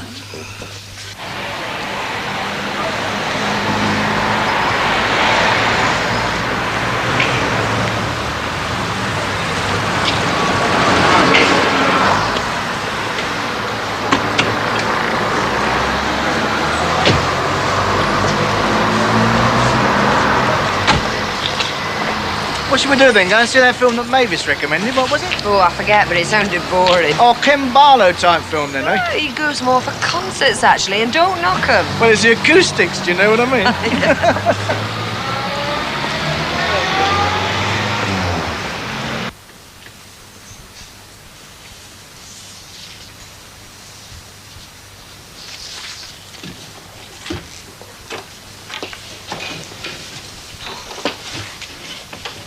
She off? Should imagine she's settled for the night now. Do you think all this is good for her? Honestly, don't know. You see, my mother was very straight-laced. Was yours? Yes, very. She was chapel, you see. I suppose we were brought up in the same mould sort of thing. Sunday school, navy blue knickers. Do you know, I came across an old diary the other day. One that I'd kept, you know. Kid-like. I was showing it to Rita. Well, she was nearly under the counter. Do you mean laughing? There was this entry, see, that said, made a felt hat, the king died. You got them in the wrong order, didn't you, really? That's why I set Rita off laughing. But, you see, probably what happened was that I made the hat in the morning and the king died in the afternoon. Have you heard anything of Arnold? No, I suppose the next thing that'll happen is it'll come to court. What are you sweating on? I'm sweating on her nibs missing that boat. Boat? You mean ship, don't you? Oh, all right, Nelson. Boats are things with oars. I'm saying nothing. I hate giving people a push. It makes me dead depressed. It really does. It makes me real guilty, a right swine. Wait, say when she gets her head off. What? Give them working class power? Don't start that. I mean, you were there. I had to do it. You heard it. Yeah, she gave you no option, love. Look at the way Gail and I worked together.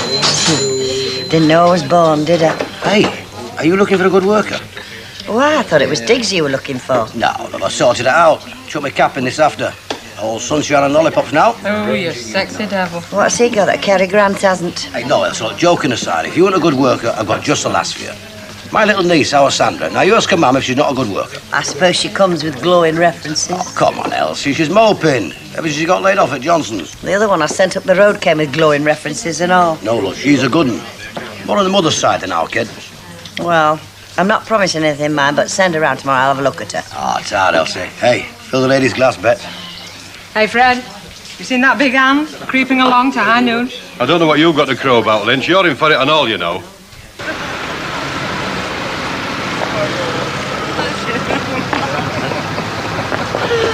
I get the giggles, I can't stop.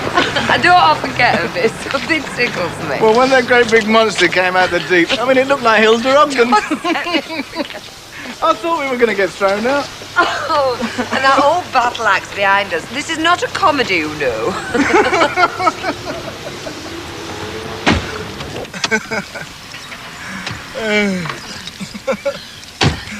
You know, the last time I got thrown out of a cinema, I had a pea shooter with me. Rock around the clock they got me. I only saw half of it.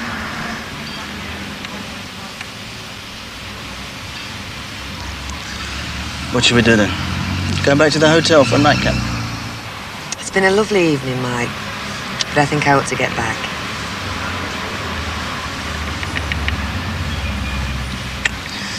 All right, then. Straight back then.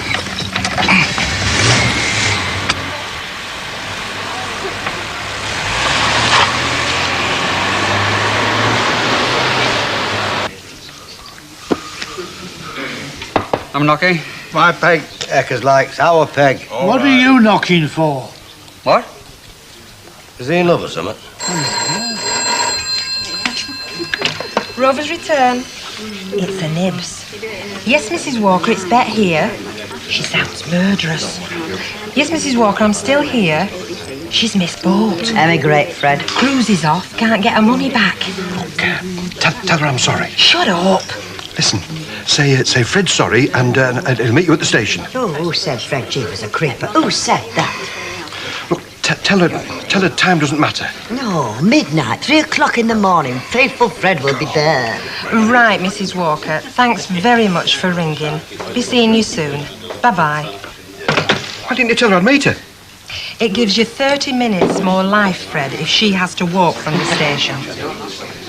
Relax. She didn't miss it. That was shipped to shore, would you believe? Oh, very posh. Yeah. She's got a fabulous cabin, an invite to the captain's cocktail party with Mrs. Taylor Brown. Can you imagine the swank?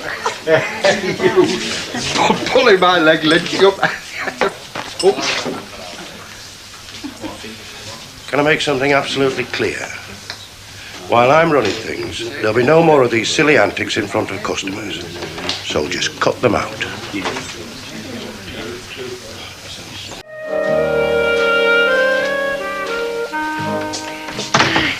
You had your breakfast yet? Just a cup of tea. I thought I couldn't smell your usual bacon frying. Well, to tell you the truth, I slept very badly, so I dozed off just as I should have been getting up. Oh, well, why don't you go in the back and make yourself something? I'll do that. Well, what about Tracy? Well, she's having a morning off play school. She had me up in the night with a bit of a ticklish throat, so she's another one having a lie-in. Well, you look very chirpy for somebody who had a disturbed night. Me? I'm great. I'm sure you are. Did he show you a nice town? Did he show you the town? Yes. Mr. Baldwin and I had a very pleasant evening, thank you, Al. Second time this week. Yes, I can count as well. Now, would you mind going in the back and making yourself some breakfast before you start to sound completely like me flipping mother?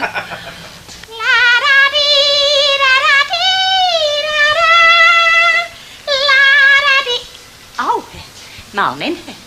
Mr. Livingstone, I presume. Lewis. Yeah, I know, I was making a joke like.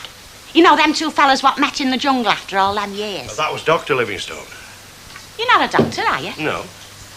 No, it was just with the two names beginning with L, you see. I'm Mrs. Ogden. I suspected you might be. Yes, I'm Mrs. Walker's housekeeper. Oh, non-resident, mind. I do have a home of my own. Well, it's a pleasure to meet you, Mrs. Ogden. Is it? Yes, it's a pleasure to meet a lady who's so cheerful in the mornings. Oh. Yes, well, I do try to wake up with a smile on my face.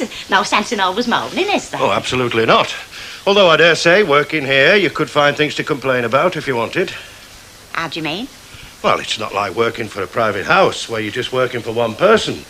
I mean, here you've a public house full of customers to clear up after. Plus, having to maintain a good working relationship with the other members of the staff. Oh, them. Yeah, well, they could get up my nose, but I don't let them. No, they think they're a bit superior, you see, because they're serving and I'm just domestic. Which is rubbish. Well, of course it is. They're not all that bright themselves, you know. Whenever Mrs. Walker goes away and leaves one of them in charge, somewhat always goes wrong. Is that a fact? Mind you, Betty's all right. She's not a bad sort. Betty. Oh, Mrs. Turpin. No, I've not met her yet. No, that's right, she's been off poorly with flu. But the other two, Lynch and G, do you know they can stir up more trouble between them than a bag of frogs? You'd advise me to keep an eye on them, then? Well, of course, I'm only mentioning it as a loyal employee. Oh, naturally. No, it's Mrs. Walker I'm thinking of, you see. Because outside work, we're very close personal friends. And, well, I wouldn't want her to come back to another one of their daft cock-ups. No, I think you may safely assume that won't happen this time. Oh, of course not, Mr. Lewis. Not with you in charge. No, I wouldn't care, you see, but it's usually me what gets the blame. No, it's not very fair. No. Of course, I never say naught as a rule. In the interests of industrial harmony, like. Because if there's one thing I can't stand, it's folk who are always causing rows. You're a very wise woman. Oh, that's what Mrs. Walker always says. And speaking of Mrs. Walker, it's usually round about now that I make us both a nice pot of tea and a bit of toast, when she's here, like. Well, I don't see any reason why things should be any different during her absence. We have a mutual interest in the smooth running of the house, after all. Oh, we do, Mr. Lewis. I don't suppose you'd like me to fry you a couple of eggs with it? Poached. Right. Bacon, egg, sausage, toast. Haven't you forgotten something? Oh, tea. Please. Hey? We expect you to leave your mud on your boots on the doorstep, but not your ladders. Oh, I'm sorry. Please. Do you speak to your elder that way? When? When you're asking her for something. I don't know. I'm married, aren't I? I don't say please and thank you now, do I? Well, I'm not married to you, Stanley. I've very few things to thank the Lord for, but that is one of them, so just think of. All I want is breakfast. I can't get it there, I can't get it here, unless I sit over and beg. Well, why can't you get it at home? Is your elder on strike or something? She's too busy. Got to be at work on time. Hilda? Our new release manager's starting this morning, and she reckons he's going to start as he's going to finish. Put him in his place. Oh, show him who's boss like, eh? You know, some people have got the cheek of the devil. Oh, they have, Stanley, they have. I've noticed. Now, just park your bum down there and I'll call you when it's ready. Yeah. Oh. They got toast and tomatoes? So you manage a cup of coffee? Please. Eh? Oh, take no notice of that. I was only sending him up. No, you're quite right. I mean, you're offering a service. There's no reason why people shouldn't be polite. No, see, he's a neighbour. He lives in the same street. Oh, I see. So you just tick off your neighbours, eh? Not your ordinary customers? Listen, chum, I tick anybody off if I think they deserve it. I believe you. No, they're a nice lot of lads that comes in here, and I can't run the place like Anna that carries the banner, can I? They make a pretty fair job of it, what I've seen, a few times I've been in. Is it ready? Yes, I'm hungry. And I've only got one pair of hands, Stanley. They've never left you to cope on your own, have they? Oh, only till I get a new girl, that's all. I had one yesterday, strung her out. She was about as much use as a leaky welly. Right, Mr. Ogden, at your service. I'm waiting. Thank you very much, madam. There you are, you see, Stanley. You can do it if you try. Now, how about a nice little smile across your cake hole next time? Hey. Ha! Right, I'm back. Still looking a bit green round the gills, but, well, at least I'm here. I don't look that bad, do I? If you'd any sense, you'd have stopped at home. Oh, I couldn't do that, not for a day longer. Oh, I'm fed up with being on my own. I'd have even welcomed Hilda's cracking amapola. No, I'm all right. The doctor said that if I wrapped up warm, I could come back to work. What she's saying is there's a worse bug here than what you've got. Watch it, G. No, I said bug here, didn't I? Mind you, not that the other wouldn't have applied with this fella. Oi, when you pair are finished with this comedy act, would you mind telling me what it's all about? Trey's simple. Mrs. W has fetched a relief manager in to run this place in Her Majesty's absence. She's never. OK, she's never. In which case, that long streak of poison back there is just a figment of my imagination, which I couldn't be more delighted to hear. But she's always trusted us to run it before. Yeah, well, she don't now. Oh, what a cheek. Yeah, this is one occasion when even you're allowed to use a rude word. You'll probably use an even ruder one when you meet him. Yeah. I dare say she was thinking of me, though. Oh, you? Yeah. Oh, Mrs. Walker's not daft, you know. She realises it is quite a responsibility, you know, to be left in charge as head barmaid. Especially when you pair start with your funny business. Oh, thank you very much. Look, he can't be all that bad. I mean, well, what's his name, anyway? Lewis, spelt L-O-U-S-E. Yeah. Look, you're hardly giving him a chance. She didn't go till yesterday. He's hardly been here 5 minutes. Yeah, well, he gave us a right slagging in public last night, didn't he? Well, he probably deserved it. If this is workers' solidarity, I'm going to come back as a flaming aristocrat next time. Morning, all. You sound blooming cheerful. Oh, I am. I want Oh, to don't be worry, girls, don't worry. She'll soon belt up as soon as she's met him. Oh, I think they mean Mr. Lewis. oh, the new manager. Oh, I have met him. He's lovely. There's not two of them, is there? Oh, he's a real gent. He admired my new pinny. Hey. And he said I make even better poached eggs than his man. You see, smarmy as well. Now, why does that make him smarmy? Can't a man pay a woman a compliment without having an interior motive? Mind you, I don't suppose any man ever paid you a compliment without having an interior motive. And I don't suppose a man ever paid you one because he had. Good morning. Oh, Mr. Lewis, this is Mrs. Turpin, what you haven't met yet. No, I haven't. How are you, Mrs. Turpin? Sorry to hear you've been ill. Hope you feel fit enough to come back to us. Oh, yes, I'm still a bit wobbly on my legs, but, well, not so dusty, thank you. Good, good. Mrs. Walker tells me what a linchpin you are. Huh? If there's one member of the bar staff you can rely on, Mr. Lewis, it's Mrs. Turpin. Oh, Betty, please. Right, well, give us a couple of packets of those cigars, will you? Oh, and a box of matches. Oh, did you not find your lighter? Didn't you ring the cinema, like I said? Yeah, but if it had turned up, it'd be in somebody else's pocket by now. You don't have a very good opinion of other folk, do you? Wrong, I do, but I'm very selective. Right, now Big Daddy's out of the way, what do you fancy doing tonight? Or are you the sort of girl that likes a fella to make the suggestion? Oh, absolutely. I'd much rather somebody else made the decisions for once. Right, I'm in charge. Dinner at my place tonight. But you live in a hotel. That's right, hotel, not hostel. It does boast a dining room, not very loudly, but then it's not a very big dining room. But being their most esteemed permanent guest, I do get 5-star service. I know somewhere where you get 6-star service. Oh, well, that's a new one, even on me. Where's that? Here. What, you mean you'll make a meal? Well, my lily white hands, I've been known to peel a potato, you know. But wouldn't you rather I took you out? Oh, well, if that's your opinion of my No, cooking. hang on. I accept it's the best offer I've had all week, all year. But I thought you wanted me to make the decisions. You just did. You decided to come. She says she fancies fried fish for her lunch. Oh, that's okay. We got loads in the freezer. Oh, no, I'll go to the precinct and get a nice fresh fillet of plate. She'd sooner have fish fingers. Oh, it's much nicer fresh. Yeah, well, I'll see you tonight. I'll bring the wine. What time? Oh, about 7:45. Right, see you later, bye. Ta-da. Well, now, you know what to tell her if she asks you about your jobs, don't you? I'll tell her the truth. Yeah, no, if she asks if you've got any experience, tell her about working for anti-ice in Blackpool. It's only for a week. Well, that's not important. The point is it was catering business, now that's important. So, if she asks if you've got any experience, you say yes. Elsie, this is my little niece, Sandra, I was telling you about. Sandra, this is Mrs. Tanner. Hello, Sandra.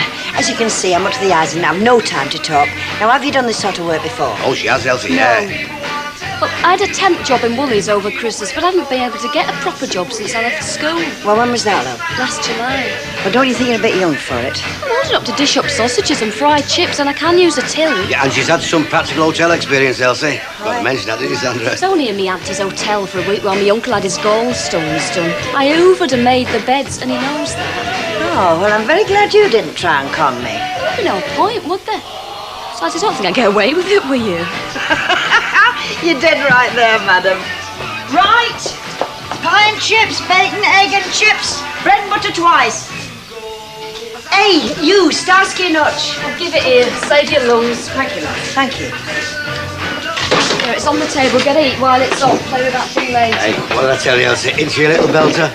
Yes, I didn't think she was a lot like you, so now. Well, will you take her on, then? Oh, stop pushing. And if I do get it, there'll be no free meals for relatives either. Right, madam, get behind this counter and start washing up. I've got it. On a week's trial. That should be long enough to decide whether I'm going to like it or not.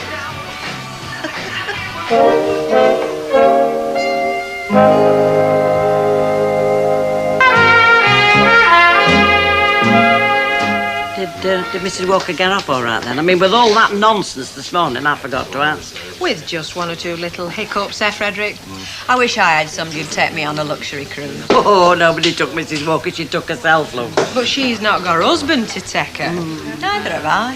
His idea of an ocean breeze is to go for a row round Eaton Park Lake. I think that's a very good idea, darling.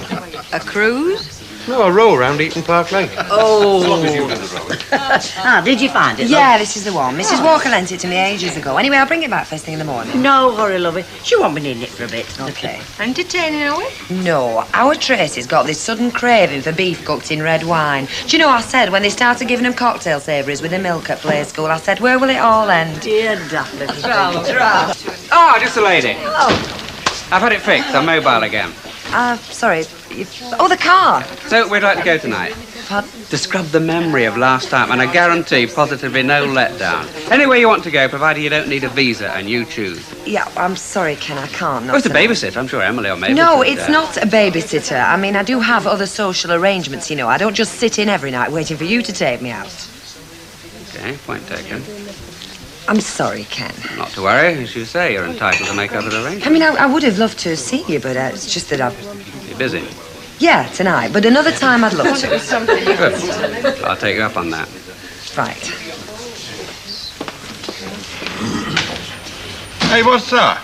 What's your change? What does it look like? 10p, so with 50, I give you a quid. Give over, Oggy. I saw you put it in your pocket once. And I pulled it straight out. I thought it was fishy. There's nothing fishy about it. I gave you 2p and a 50p. I don't know where you got that from. I got it from you. You give it me, didn't you? I never did. What's up? What is it, Chuck? She's giving me wrong change. Look, there's one way to sort this out. Get all the money out of your pocket, put it on the counter.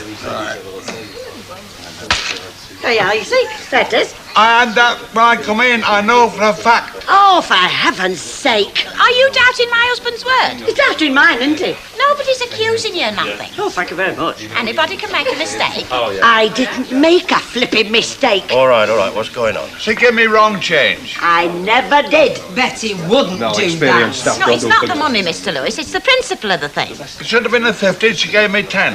There's 50p there, look. All right. Cool it. Now, Mr. Ogden, how much did you say you should have had? 50p and he only got 10. Betty, give Mr. Ogden 40 pence. No buts, Betty. When in doubt, the customer is always right. You got that? Yes. Good.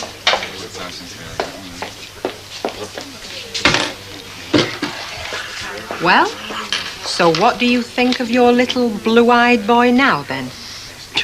Well, what do you think of it so far, madam? Don't know how you'd have managed without me. Oh, I would. There's plenty of girls looking for jobs, you know. It's just that your uncle jumped you in quickly, that's all. He would. He's always looked out for me as Uncle Johnny. What about your mum and dad? They don't bother much. Yeah.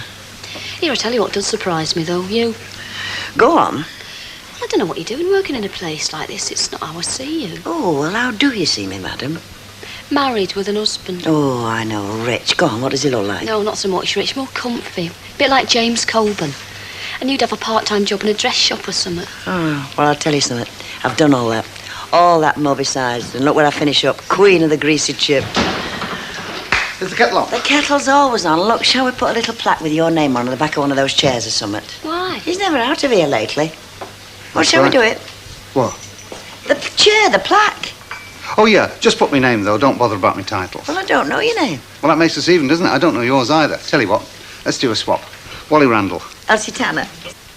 I'll be going now. You've no need to rush off. He's not coming till 1:45. Well, it's not that. I've things to do. Okay. Anyway, thanks very much for bringing these paints for Tracy. Honestly, you do spoil her. She's a naughty Auntie Emily, isn't she, Tracy? Anyway, it'll keep her occupied for a few hours tomorrow. Yeah. You'll paint her a nice picture, won't you? Yes. Oh, well, I'll hang it up on the wall. What are you going to paint for me? A big monster. Oh, dear. Could this be the exclusive little restaurant adored by the Weatherfield jet set? This is the Weatherfield jet set. Well, I'll just take Tracy up for you and thanks. then I'll get along. Say goodnight to Uncle Mike, Tracy. Good night, gorgeous. Sweet dreams. Well, I was going to stick this in the fridge, but after your friend's reception, I think it's chilled enough. Oh, no. She does tend to get a bit motherly with me. Tell me, do all the other fellas you bring up here get the same treatment, or is it just me? No, it's just you. She quite approves of the other 579. She's got nothing to worry about, you know. More importantly, neither of you. Oh, you phony. What? Well, you mean it's all a bit con? All this about you being the Coronation Street Casanova? Disappointed? Well, naturally. At least with a wolf in wolf's clothing, a girl knows where she is. Well, let's say there's a bit of truth with a hell of a lot of embroidery. I see. And which bit's the truth? With you, darling, everything. Assuming I believe that, why? Because you're different. I bet you say that to all the girls who cook your steak in red wine with mushrooms and homemade lemon mousse to follow. No. Because nobody else has. And that's one of the things that makes you different. I mean, it's how it looks, Mr. Lewis. That's what's upsetting me. It was a routine procedure, Betty. I'd have done exactly the same if it had been either of the other two. Yeah. You see, my late husband, bless him, I mean, he was a policeman. Well, what's that got to do with it? Well, I always set great store by honesty and by being seen to be honest. Well, no one was doubting that. Well, it doesn't look like that to me. Well, I think you're being oversensitive. I think you're making a mountain out of a molehill. Now, can we please let the subject drop, because I've got other things to attend to. Not blooming well right. You heard the man. Forget it. Best thing, Cock. Well, it's not you that's being accused. No, but it could have been. A frog face there. At least you've got the satisfaction of knowing we'd all have been treated same road, unfairly. What gets me, though, I mean, what really sticks in my car is that fat Hoggy there should come off best. I mean, him of all people. Still, I think Bet's right. Best to always forget it. We don't have to put up with him forever, do we? I'll be glad when Mrs. Walker gets back.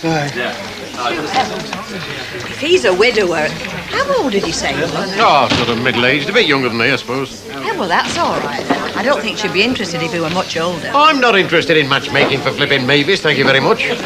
I only said we could invite them both round for a meal, that's all. Oh, he's a misery, this one. Wouldn't you think he'd enjoy bringing two lonely people together? Two lonely people together.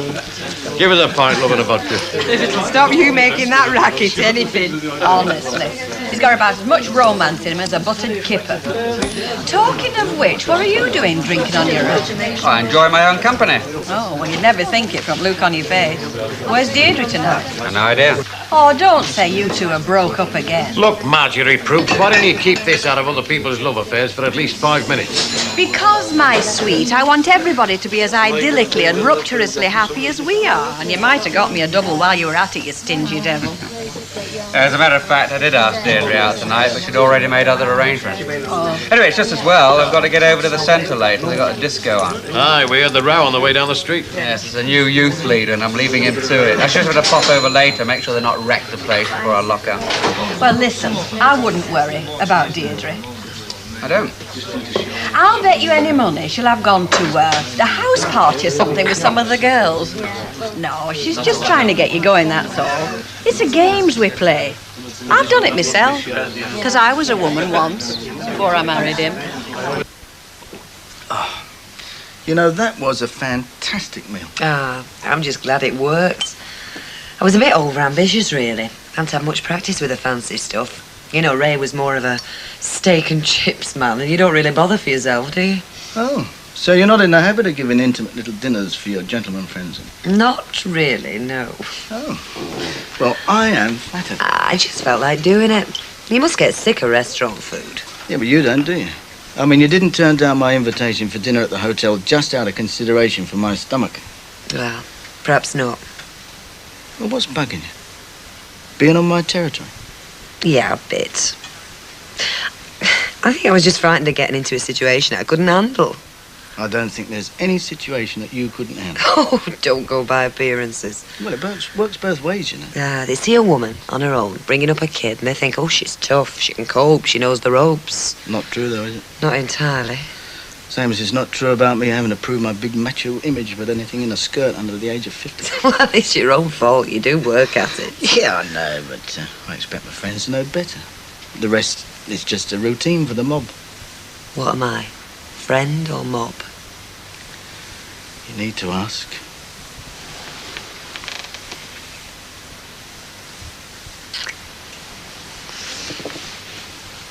You know, I used to think you were just a conceited big head. I am. But I do make you laugh, though. You do. Which is important.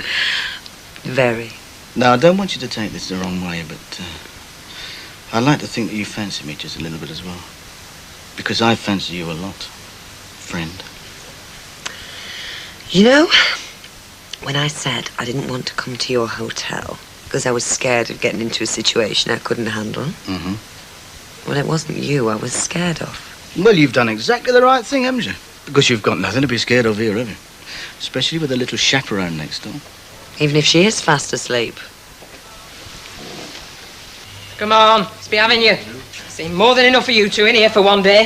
Hey, I'm surprised he's had cheek to come back in here after this afternoon. If that's how you feel about it, I'll give you 40p back. No, Tar. The decision's been made to let it stand. I'd get more aggro in here than I do at home. It's a pity Jim's cafe isn't licensed and well in there now, Stanley. Elsie Tanny, you're joking. She wouldn't give me a free shake or a salt pot. No, not her. Our little Sandra, she's working there now. Hey, I'll tell you what, stick with me, Stanley. Double bacon butties on the house, no danger. Fred, a word. Aye? I've just been down the cellar. Oh? I don't like it. I don't like it one little bit. What's up with it? Well, it's not being kept as I like a cellar to be kept. That's what's wrong with it. No different to whoever Mrs. Walker's here. She's never complained. Mrs. Walker is an elderly lady, and I dare say she only got down there once in a blue moon. Besides which, she's not here, is she? But I am. And I want that cellar put into rights first thing in the morning. You got it? Good.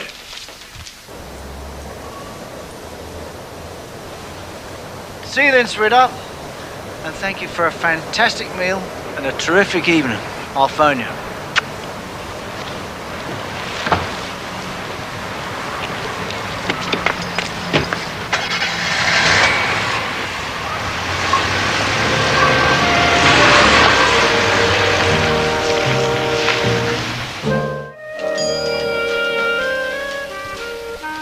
Morning, Squire. How do you do? What do you reckon they give you for shunting a copper's car? Oh, you haven't, have you, Harry? I just knocked a lump of paint off a panda down Rosamond Street. 6 months at least for that. There's nothing for it then, is there? I'll have to go on the run. Deirdre here now. Not down yet. Well, tell her I'm still in the land of the living, will you? The meal she cooked me last night didn't poison me. I'll tell her. Doing a bit with the gorgeous Deirdre then, is he? Just good friends. That's what I told the wife, a little blonde at the bakery was. Just a friend. Did she believe you, though? Well, I'll put it this way. She comes to work with me now. See you, Squire. Ta-ra. Hello. Sorry, Al. I overslept. I wouldn't have got up at all if it hadn't been for this one. Yeah, well, that's all these late nights, isn't it? I mean, entertaining till all hours. I know. Life's just one big social whirl, isn't it? Yeah. Mike's just been, as a matter of fact. Oh, has he? What did he say? Well, he wanted to know if you wanted a bunch of roses, or would you prefer tulips, or would you like a single orchid? Alf Roberts, he did no such thing. Did he? The cupboard was bare, not a slice of bread in the house. You know, Uncle Albert's right. Whenever he's away, everything goes to pot. Yeah, what you need, Ken Barlow, is a good woman to look after you. Oh, yeah, is there such a thing? Oh, yes, there is. There's not as many as there used to be, of course, because to be a good woman these days, you have to be a bit of a mug. And that's not very popular. Progress. I don't know, when you think of how downtrodden women used to be. Perhaps. You're late. How much a minute? You're doing just what her that was here before you did. A minute one day, 5 minutes the next day, she was hardly here at all. Why don't you try coming sooner for a change? You in a bad mood or something? No, I'm just the way I always am. My mother says you don't really know people till you either live with them or work with them. Look, just take this cup of tea over to that chap over there, and let's have your old book. I'm going to keep a beady eye on you in future for your own good. You'll have a job on. What was that, madam? Nothing. One tea. Thank you. Well, at least someone can smile around here. Where's Bonzo? Living room. Good.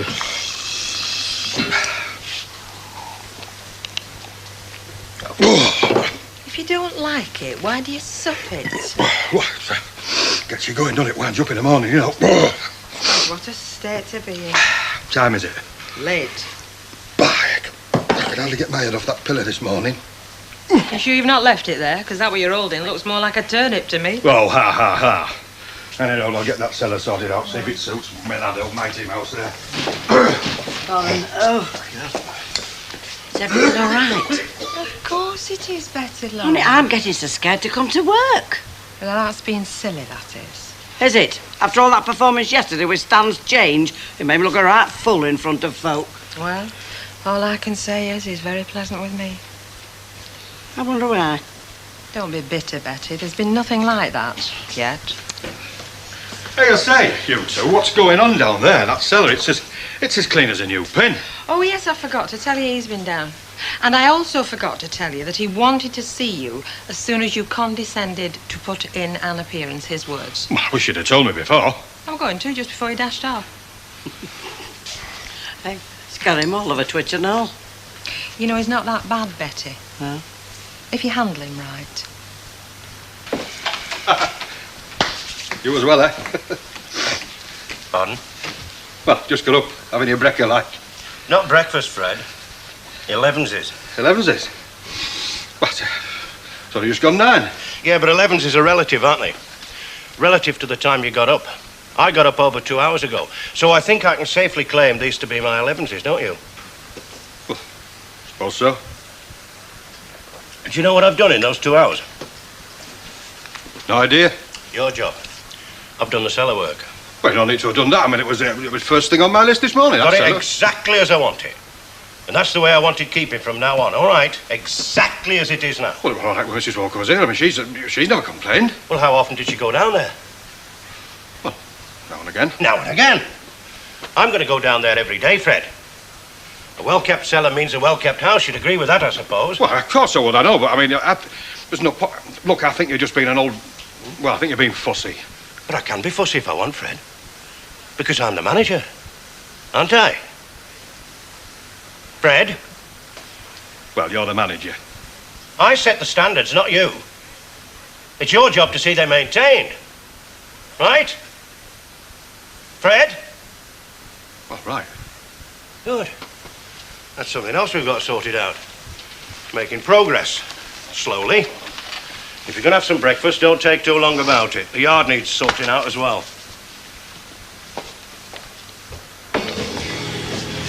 Hello, Johnny. Hello, Kid. How you diddling? Oh, all right. I'd be a lot better off if it wasn't for her. If I was supposed to hear that, madam, I did. Well, I'm very pleased to hear that, our Sandra. Because if Mrs. T's making your life miserable, it proves that she's keeping her beady eye on you. My very words. Anybody who can come home from disco dancing at 12 o'clock, have 3 fellas bring her home. And then eat 2 steak pudding before she goes to bed. She needs watching. Am I right, Mrs. T? Dead right. You never let that drop, do you? And I'll tell you something else that Mrs. T and me agree about. Her bacon butters are the best in the Northern Hemisphere. Thank you very much. I'll have 2. But you are going to pay for. Of course I'm going to pay for them. Then why did you say to me last night that one of the best things about me working here was that you and your mates could eat very cheap, if not free? 2 bacon butties for my uncle, please, Elsie. We'll have a little joke, our Sandra. Well, I don't seem to have much of a sense of humour. And a cup of coffee, please. And how are you this morning, Mr. Randall? I wish I were half as bright as you, and 1/10 as good looking. Oh, I think you're very good looking for your age. Well, how old do you think I am? About 40. What would you like for your birthday, diamonds or pearls? Hey, Mr. Randall's in again, Elsie. I know I've seen him. Boy. Hello there. I'm not pulling your leg. It was a fabulous meal. I never knew you could get frozen roast potatoes before. Kill you, my Baldwin. Is that a promise? I don't make idle threats. I'm just going to that.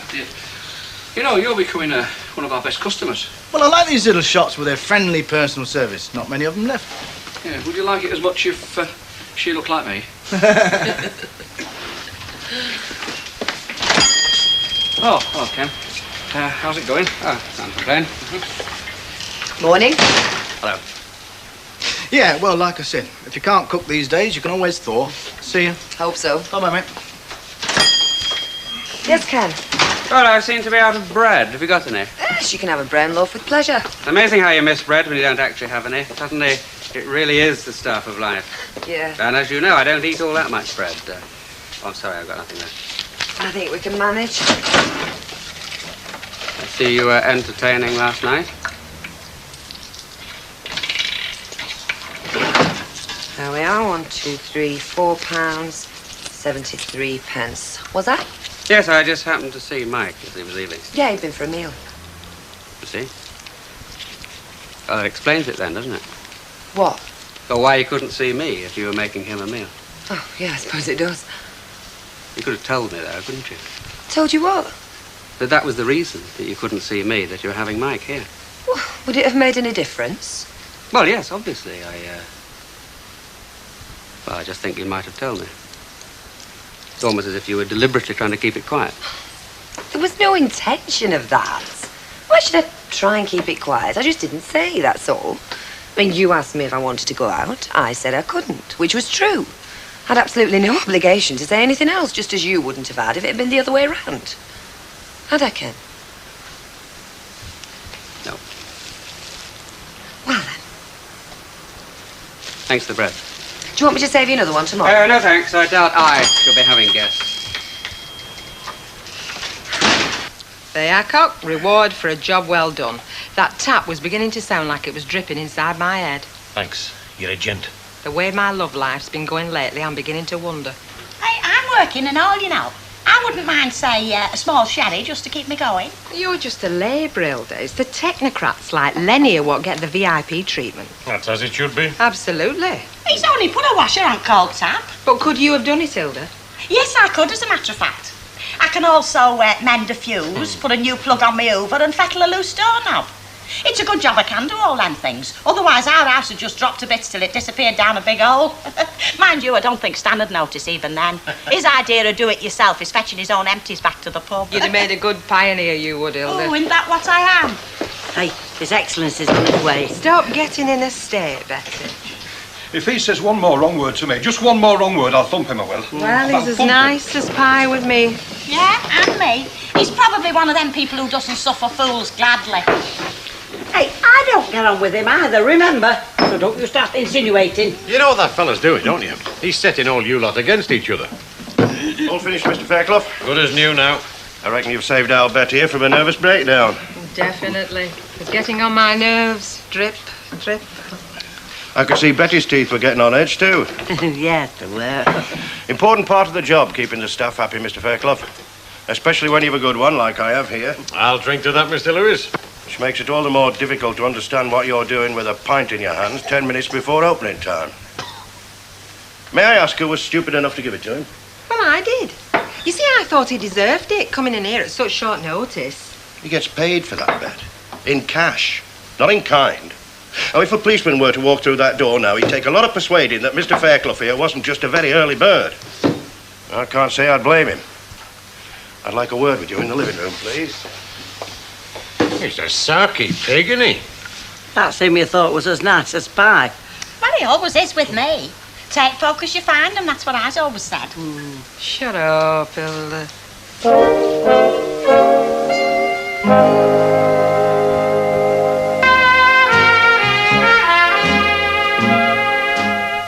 Ten's 50 and 2's 52. Just right. I told you it was right. Just checking it, not only for my benefit, but for yours too. I don't want to get you in trouble with management again, you know. I wouldn't have got into trouble yesterday if you hadn't have made such a damn song and dance about it. 10p is 10p, 50p is 50p these days, especially to a working man. Oh, that's how you call yourself. You're going to fool me. I think Mr. Lewis likes his customers treated with civility and given the right change. Ugh. You know, it's nice to walk in here and think you count for something with that lot. What do you say? I don't really have an opinion, sir. So what it was really was a sort of customer relations exercise, not to mention keeping well in with a local plumber. And as you very kindly said yourself, Mr. Lewis, I'm pretty good at that, keeping well in with people. And that can't be bad in our business, can it? Do you mind if I sit down?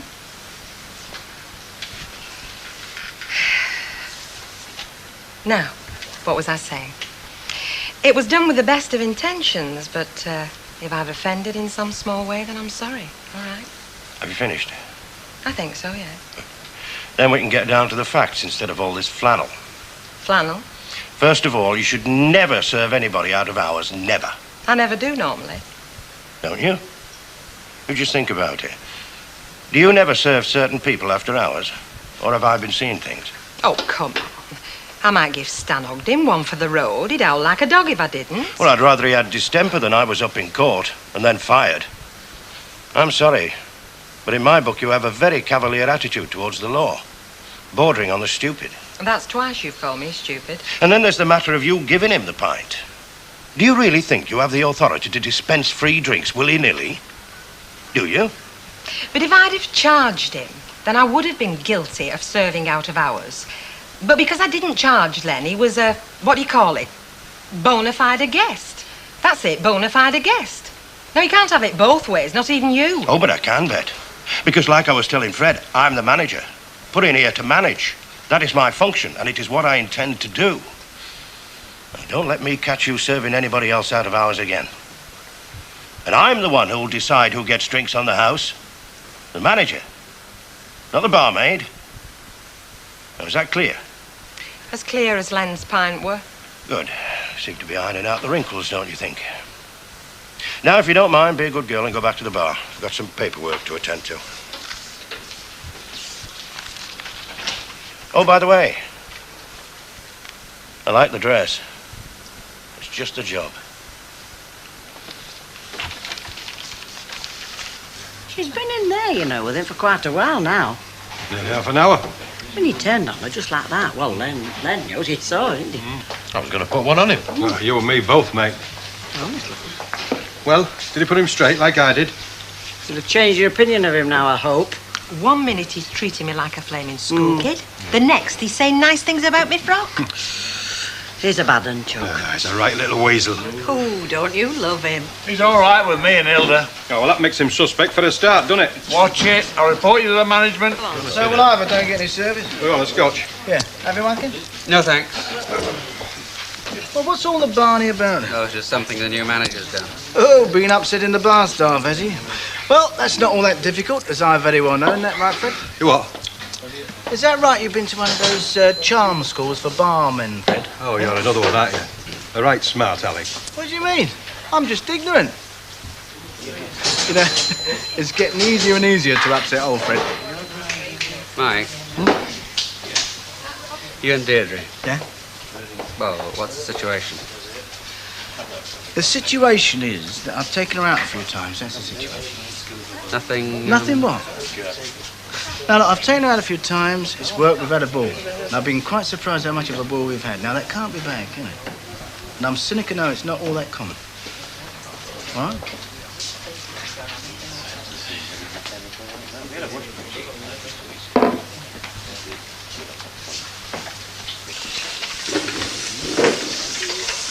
Hey, up. There's something missing from this menu. Like what? Like you, darling. Oh, funny. Can I have your order, please? Give us a kiss. Can I have your order, please? That's the order. Give us a kiss. Look, I'll ask you just once more. Can I have your order, please? Bacon, egg and beans. Twat. Half a dozen slices of bread and butter. And 2 large teas, please. Thank you. There's no Peter Count with it, darling. And from what I hear, your love life's pretty torrid these days. Well, that depends what you mean by torrid, Rita. Torrid? That's what I mean by torrid. What would you mean by torrid, Emily? Well, I'm afraid I wouldn't know, Rita, not using the word as a description of somebody's love life. There is, of course, a torrid zone. A very hot and dry area between the tropics. Do you know, that's what I like about coming in here. 1 minute we're talking about her love life, and the next we're having a geography lesson.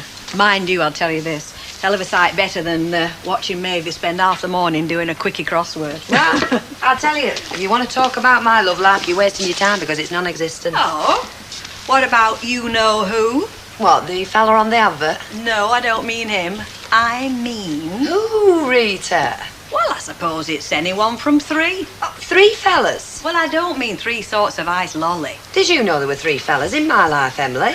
No. No, it's news to me and all. Oh?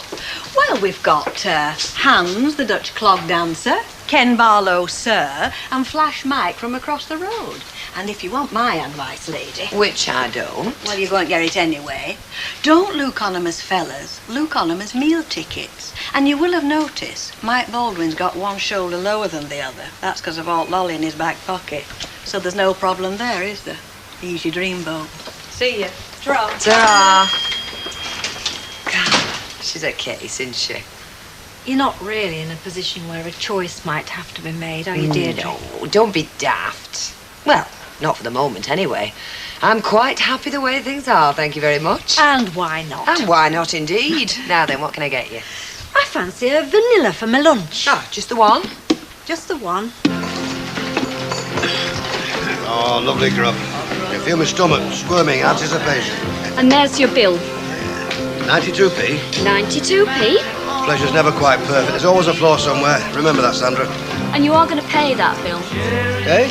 Only if the management insists. You will, don't worry. Yeah, well, all I'm saying, obviously, is that she's been throwing some nice, slow smiles in my direction. That's all I'm saying. You're always thinking women are fancying you, aren't you? Well, you see, that's because it's been my experience through life. You see, you must remember, I've got what is known as animal magnetism. I'd have it even if I was dressed in a diving suit. How do you fancy coming down to Chester with me this afternoon? I've got a delivery down there. Oh, don't be daft, I'm working. Who needs to work in this? Do. I do. Come on, look, we could have a good time, you know. Look, let me go, please. Look, this could be the start of something very big. Let me go. Hey, lad. Just do what the lassie said. That's good, lad.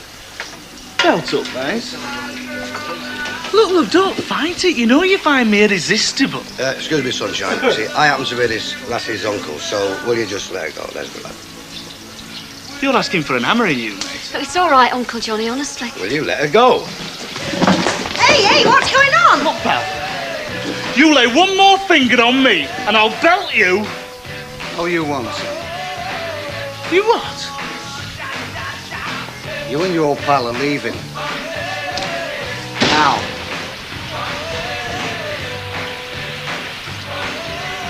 Ah, you're not worth getting into lumber for. None of you. Especially her. Come on. You all right, Uncle Johnny? Yes. They sorted him out, didn't they? Oh, yeah. Well, thank you very much. They were only lads. Could have turned nasty. Yeah, well, all's well that ends well, eh? Yeah, seems I owe you a drink. Take a rain check on it. Yeah, Alf. Oh, sorry, I thought you were my landlord. Can I come in? Yeah, come in. Tracy? She's at her friend's. Oh. You've not found a surgical instrument in that loaf I sold you or anything, have you? Oh, no. Perfectly good loaf. Oh, and talking about the loaf, I'm sorry if I was sarcastic in the shop before. Were you? Didn't notice. But then I suppose, if I'm honest, that is how I felt. Well, more like bitter. Why should you feel bitter? Do you mind if you tell me? Do you mind if I ask you what you're playing at, Deirdre? Playing at? I can't think of any other way to put it. All these... What? Well, you're hardly without friends these days, are you? Why don't you say it, Ken? You mean men friends, don't you? Look, I'm over 21, and I'm a free agent. I mean, didn't we agree to that? Just like you're a free agent. Did we agree to that? Well, yes, but... But what? Well, you seem to be overdoing it a little, as if you're trying to prove something. You've got a bloody cheek. Do you know that? Well, that's how it looks. I don't care how it looks. Look, Ken, what are you saying? I mean, are you saying I can be a free agent, but only to a point? I can go out as long as I'm home and in bed by 10 o'clock. Is that what you're saying? Oh, now you're being ridiculous. Then what exactly are you saying? Because if you can't tell me, I'd like you to leave. I mean, you've got no right to come in here telling me what a naughty girl you think I'm being, which I am not being, by the way, and I resent the implication. I'm waiting, Ken.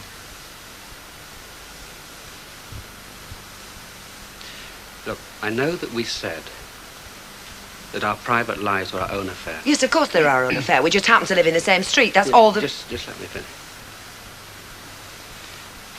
That sounded fine in theory, and I agree was perfectly logical. But in practice, I find that... Well, I don't want to be a free agent, not where other women are concerned, anyway. I only want one woman. You. And as for knowing that you're with other men, well, quite frankly, I find that painful. And as for seeing you with other men... Well, I'm sorry you feel like that, Ken. That's all I can say. I'm sorry. Not good enough, Deirdre. Deirdre, Tracy's home. Thanks, Alf.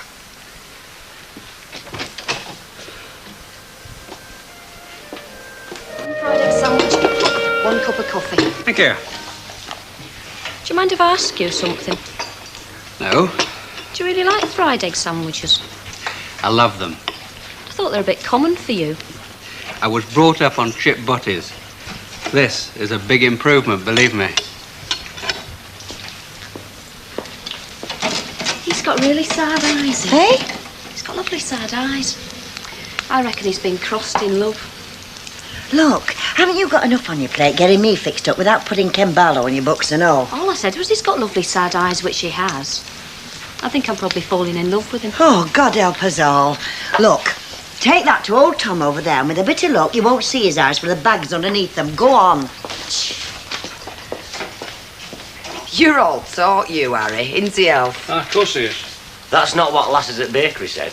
Especially them two what left in an unseemly hurry last year. All right, then. I'll meet you tonight under the viaduct, say 8 o'clock. I've got to take wife to a sheep dip tonight, or else I would. Just my luck. You've got to be patient, love. Eat plenty of ice cream if it gets really unbearable. See ya. Ah, sure. How do? Hi. I don't mind you going out with this bloke, you know. I know he's only second best, but I'm not an ungenerous person. What was all that about? It's Harry. Reckons he was a pupil of Casanova's. Funny. Don't remember him. Do all fellas think they're the world's greatest lovers, or is it just the ones I know? Well, I try to keep it very quiet, you know. I mean, you'd never get a bit to yourself, would you? Oh, Robert. Oh, I'll get it. I don't suppose you want to. You know, you're going to be getting me talked about, keep coming in here. What do you mean? It's official. I'm here as a customer. All right, then, what do you want? Oh, yeah, well, a jelly. That's it, a raspberry jelly. A jelly? I eat them raw. Always have done. My mother never realised you had to put hot water on them. Right. You're getting one. There How you are, much? 12p. 12p? It's to be tuppence. Yeah. Thank you. Come again. I most certainly will, because I fancy the slim, sexy bird that works here. Oh, she's off today. Yeah, so I see. Oh, by the way, had a very cryptic conversation with your mate Ken yesterday. Oh? He wanted to know the set of the parties between you and me. So I told him. Did you? Yeah, see you.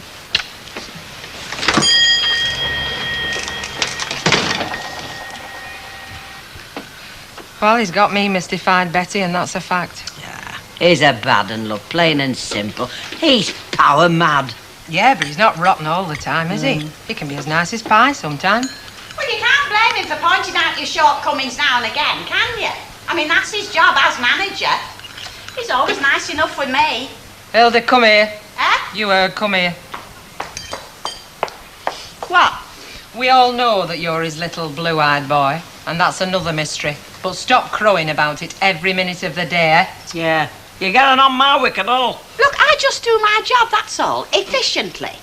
And with a pleasant smile and a merry quip. Now, why don't you two try it? You might just get on with him a lot better.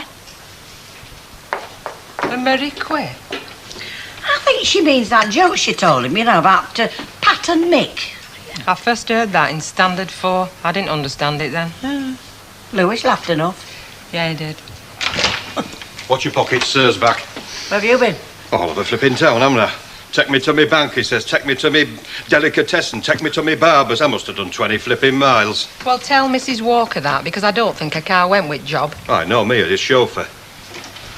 Hello, staff. Look what I've got. Some very nice cheesecake. Who'd like a piece? No tap. Too fattening for me, I'm afraid. And me. And what about you, Hilda? Oh, I'd love some, Mr. Lewis. Not having any weight problems myself, like. You've the figure of a young shepherdess. Come on, we'll make pigs of ourselves. I'm a cheesecake. Oh, thanks, Mr. Lewis. See what I mean? Nice as pie. When it suits him. Oh, hey, Mr. Lewis, I'll never eat all that. Oh, I hope it flaming jokes her. I already woke up without a bad taste in my mouth this morning. That's probably my lot as far as good luck goes today.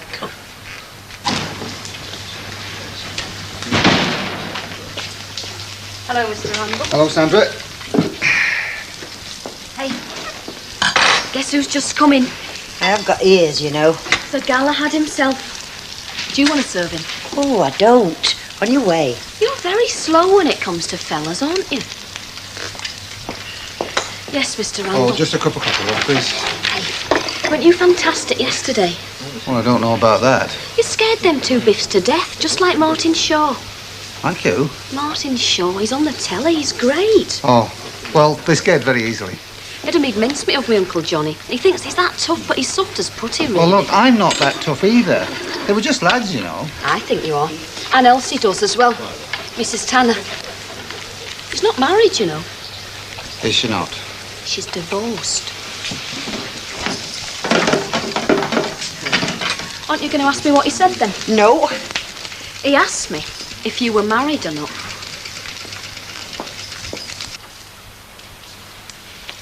I've been hearing things about you. then. All good, I hope. Well, if having two men on a string's good, and I suppose it is, well, there's no suppose about it. I'll kill that, Rita. Oh, it's true then. No, it isn't true. Ken Barlow and Mike Baldwin. Mavis, I said it isn't true. I just happen to have been out with both of them. I mean, I'm single, they're single. Well, I'm single too. In fact, I'm more single than what you are, thank you. I mean, you have at least been married once. Oh, I see, and that bars me, does it? Bars me from going out with men? Oh, no, of course not, but... But what? Oh, nothing. What, Mavis? Well, I mean, there is such a thing as being greedy, isn't there? I mean, not that I'm interested in either Ken Barlow or Mike Baldwin. I'm not. Far from it, but... Well, if there's only half a dozen apples in the bowl and somebody takes two, well, it leaves less for everybody else, doesn't it? I mean, people like... Well, like Olga Coop, for instance. Who the heck's Olga Coop when she's at home? Oh, she works in the post office. Well, she's had a crush on Ken Barlow for years. He used to get a land of a bicycle pump when they were at school. Did he? And has this crush ever been reciprocated? Just the once. When he went camping up at Cleveland and she went up to see him. On her bike, I presume? Oh, yes. Oh, she's got thighs like ham shanks, as Olga Coop. Anyway, he showed her his tent. Well, she's never forgotten it. I think it spoiled her life. Just that one moment. Bye-bye. Bye-bye, Mavis. That girl is incredible. Do you know this flipping Olga Coop? No. Could I have a pound of butter? It is becoming more and more of a public talking point every day, isn't it? What is, Emily? Your private life. Ah, well, I'm not really much of a private person, am I? Standing behind here all day, every day. I mean, they'll have me getting off with flipping Harry next. Harry? Delivery man. And it would be so easy to put a stop to all the gossip, which I'm sure you can't be enjoying. Oh, but I am. Except... What? Well, it's not very funny where Ken's concerned, is it? Did you expect it to be? No, I suppose not. Actually, he put his cards on the table last night. At least I think that's what he was doing. You only think he was? Well, he said that he didn't reckon much to me going out with Mike Baldwin. Or anybody else, come to that, which I thought was a bit of a cheek. Well, I'd have thought it was an indication of how he felt about you. Oh, no. I got that wrong once before, remember? How he felt about me. No, I think it might just be the green-eyed monster showing through that polite, suave exterior. I think if he was upset enough to tell you, it's more than jealousy, Deirdre. Well, if it is Emily, I'm not sure I want to know. Aren't you? What do you think? Well, it looks like that I gave Ragabone chap last week. Cheeky mare. Very nice. Where'd you get it from? Harrison's. Get a sale. Oh, lovely. I hear somebody mention sale. Yeah. All I ever seem to find at a sale is a lot of rubbish. Not that I'm saying that's a lot of rubbish, Mrs. Fairclough. I should hope not at all. I'm just the same, you know. When I go to a sale, I think I'm going to spend a fortune. You know what? I usually come back with a lousy pair of socks. Well, Len don't have that problem, do you, love? He never goes to sales. He never goes shopping. I'll tell you about shopping, shall I? Go on. It's done when it's absolutely necessary, like when there's holes in the bottom of your shoes. And that's all. It's women that have made it a way of life, you know, and made a lot of shopkeepers rich. Ain't he lovely? I'm reading a book about folk like him. They found this tribe in Borneo or somewhere, and they're exactly like they were in the Stone Age. They call it arrested evolution. Weren't called Fairclough, were they? You don't think they were?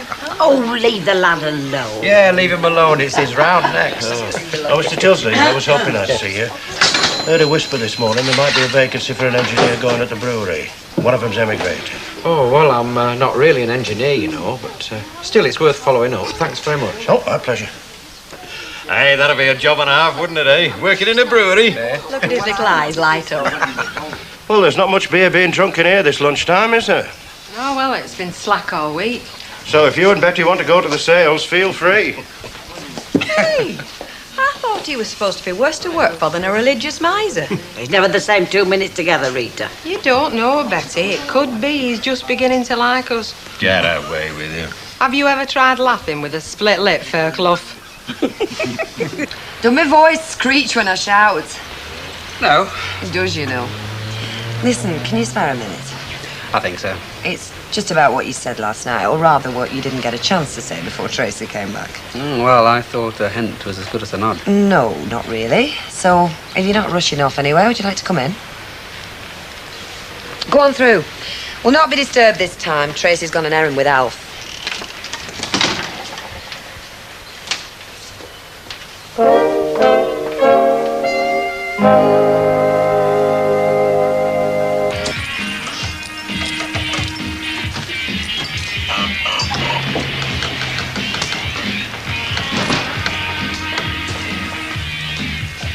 Oh, if you want to eat, you better give me your order. I've lost my waitress. Oh, you've not fired her, have you? Might as well have. I sent her to the bank half an hour ago for some change.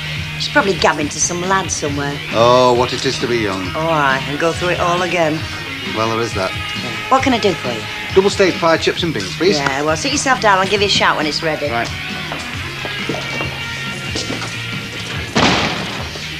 Hey, you're in trouble.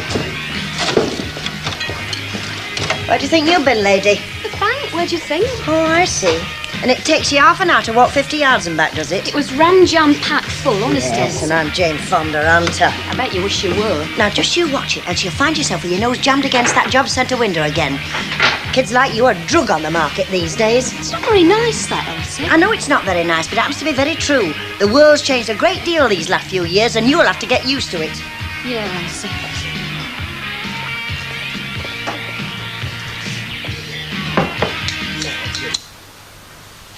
But I can't put it more plainly than that. I'm unhappy. I'm permanently miserable. Well, you won't blame me if I seem a bit surprised. More than a bit, in fact. I don't see why. Don't you? If anybody had told me that Ken... What? Oh, nothing. You don't believe me, do you? I believe you're miserable. For one thing, it shows. Trying to put a brave face on it. It's not working. Smile too fixed? Hardly any smile at all. Oh, don't, Ken. Yesterday, you said that you were sorry when I said I didn't want to share you. Oh, come on, that's a bit strong. Nobody's sharing me. I'm not a cream bun. We just agreed that we're both free agents. Yeah, but I don't want to be a free agent, and I don't want you to be a free agent either. Well, I'm sorry. Well, so you keep saying ad nauseum. Well, what else can I say? Oh, look, Ken, nothing's changed as far as I'm concerned. I like being a free agent. I like going out with a fella I like having a good time. I mean, flipping heck. I haven't had much of a one this last few years, and part of the reason for that's down to you, you know. But we could have a good time. No, Ken, no, I'm sorry. Oh, sorry. I just don't see that you've got the right to ask me, just because you're jealous. Well, yes, I am. I am jealous. I'm wildly jealous. I'm jealous to the pit of my stomach, but it's not just jealousy. I need to know that you're there when I want you. Oh, come I on. need to think of you with affection, love, and certainty.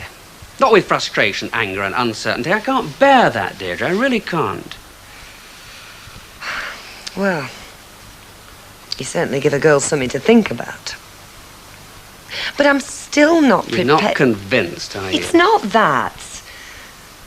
Look, Ken, I've got a life going for me that's pleasant. I wake up in the morning looking forward to my day and the people in it, and I'm not prepared to... Not even if we got engaged? Engaged? That's something else altogether. Well, it's a step in the right direction. Come. Are we right? Did that little jingle mean you wanted us? Council of War bet, no less. So we're going to fight them? Failure, Betty. Failure. Business hasn't been too good recently, has it? Well, you can't blame us for that. No way. No, there's less beer being drunk generally. The cake and ale days are over, you know. Absolutely. So we must bring them back, mustn't we? At least to this house. I suppose we could try and get Stan Ogden an index-linked pension. Listen, I've had an idea for a long time how we can drum up trade in here. I thought we could get a couple of go-go dancers, a couple of dolly birds, put them in a gilded cage with a couple of spots on the bare paint. Fred, stop it. Have you not had your bromide today, or what? Sorry. I should think so. Go-go dancers. Oh, they're a bit 60-ish. No, we need something nice and simple. Something to appeal to the simple taste of the punters round here. No, what we'll do, we'll put on special suppers. And we'll start with a hot pot supper. Now, what do you think? Well, you can't go far wrong if you appeal to the bellies. I think it's a good idea. Yeah, it'll mean a lot of extra work, though. Heck of a lot. Well, he'll be taking on extra staff to do the cooking and that, won't you, Mr. Lewis? Extra stuff, Pet? Oh, no, I've got all the stuff I need. I'm looking at them. Well, it's settled then. Right. Well, thank you for your time and attention. Right, shoulders to the wheel. Or should I say, cooks to the oven. Oh, well done there, Nick. You had him drooling all over you, didn't you? I don't flipping think. Oh, well, light's not where it should be in there. Listen, I do enough cooking at dinner times already. Well, I can't start making hot pots, Betty. I might get some hot gravy down my blouse. Tom. Where's young Sandra today? Or shouldn't I ask? No, I haven't fired her, if that's what I mean. No, she's on her afternoon off. She's a bright girl. Yeah, I like her too. Only I wouldn't tell her too often. Quiet for a change. Yeah, the lull before the storm. Well, you certainly earn your money in this job. Oh, you've noticed, have you? Have you had a break today? Well, I did manage to sit down for about 15 minutes just before dinner. Right. Now's your chance to have another. Oh, thanks a lot. Ah, well, thank you very much for what you did yesterday. It could have turned very nasty. Well, they're usually more mouth than muscle, lads like that. Yeah, well, you weren't to know that, were you? Do you work round here? I mean, we're beginning to see a lot of you, and people don't come from far and near just for my cooking. Oh, don't knock it. Oh, I've got an office just across the road, above the chemist. An office? Are you an accountant or a solicitor or something? Now, do I look like a solicitor? No. That's what I'm in. That's my business. Slot machine? Yeah. I used to work for the firm that installed that one. I'm on my own now. Renting and renovating, you know. Not in as big a way as them, of course. Not yet. I wish I had a part share in that thing, I can tell you. So, do you live around here as well? Queen's Road way. Oh, the posh end. Oh, don't let those garden gnomes fool you. There's folk around there sitting on orange boxes because they haven't got any furniture, you know. I can't see your missus sitting on orange boxes. Unless she sold the furniture. What I should have said was, I used to live Queen's Road way. I moved out. Oh, so you... I'm separated, yeah. By mutual consent. We waited, well, until the kids could see it our way, I suppose. Yeah, some people don't wait, do they? Well, I'm very fond of my kids, and I hope they like me. Now, I'm told that you're on the retired list as well. Sandra. Yeah. It's not easy, is it, marriage? I'll drink to that. That's when you let me buy you that drink, are you? I haven't forgotten. I'll make an offer you can't refuse. Need none of that. This is a decent shop. Do you mind? I was addressing a young lady. Sorry. As I was saying before I was so rudely interrupted, we go to this little Spanish restaurant, I know it. The prawns are like baby whales, the owner plays a guitar, and it's just like being in Torremolinos. Honest. Have you ever been to Torremolinos? Never. Shut up then. What do you say? Look, Mike, I'm not going out tonight. I haven't got a babysitter anyway. Well, what about him? He's passed exams for babysitting, hasn't you? I've got a council meeting, though. Look, if you're not more cooperative, I'll buy me jellies elsewhere. Yeah, all right, I'll do it. For a tenner. Look, you're supposed to be the local village grocer, not Attila the Bloody Hun. A fiver. Look, Mike, I'm not going out tonight, and that's final. All right, break my heart. Leave me to cry my pail. See if I can. Oh, hello, Tracy, love. You'd come out with me tonight if I asked you, wouldn't you? There you are, you see. Not like her mother, is she? Bye-bye, love. Had a lovely time at the library, haven't we, Tracy? Yes. And what have you got? A book. That's nice. Should I take her up? Yes, please. I'll be up myself in a minute. Well, you can go now for me, love. No, I'll just finish these. Come on then, darling. Shall we have a look at it and perhaps we have a... You've suddenly lost your sparkle. Have I? Definitely. Well, you can't be like a bottle of pop all the time, can you? Join the supper set at the Rover's Return. Whose idea is that, then? Well, it certainly wasn't mine, Leonard. I'm hardly likely to start something that's having me prancing round like a flipping commie waiter, am I? I'm sorry I asked. Yeah, I'm glad I didn't. No, it was the young masters through there. Wants to drum up trade. The only thing it'll drum up is extra work for muggins here. I'm up to here with Mr. Bighead Flaming Lewis, I'll tell you. Oh, I I don't know. I sometimes think you're talking about a different fella. He's always the perfect gentleman with me. Kind and considerate. Hey, well, Hilda, just wait till you're washing up a pile of hot pot plates. You'll change your tune. Well, if I have to, I'm sure Mr. Lewis will make it worth my while. And don't forget, Fred, if it's helping the pub, it's helping us and all, because we're a team, aren't we? I wouldn't play in a tiddlywinks team with him, and the girls feel the same, so pick your side, Hilda. Of course, you know what Fred's trouble is, don't you? Never has been able to take authority. It's obvious from his manner. Arrogant. Hey, Len, Lewis was right about that job at the brewery. You didn't get it, eh? No, it had gone. Well, wheels within wheels, innit? You know what I mean? Never mind. Something will turn up. You know what? I used to say that to myself 2 or 3 times a day. I don't bother saying it anymore. Hello. Hello, Elder. Have you been here long? No, only a few minutes. Oh, anybody else come in? No. Why, have you got an assignment here or something? Oh, only with Laurie McNenemy, that's all. You've never. Oh, you don't. Oh, I bet you wish you were. Yes, ladies. Gin and tonic, please, Fred. And, Well, I only come in for a bottle, really, but go on, seeing as you're having one. Don't like to see anybody drinking alone. I'll have a small port. Evening, everybody. How do you do? Hello, mate. Yeah, Fred. Yeah? Straighten up that poster, will you? Looks slightly drunk to me. That's about it.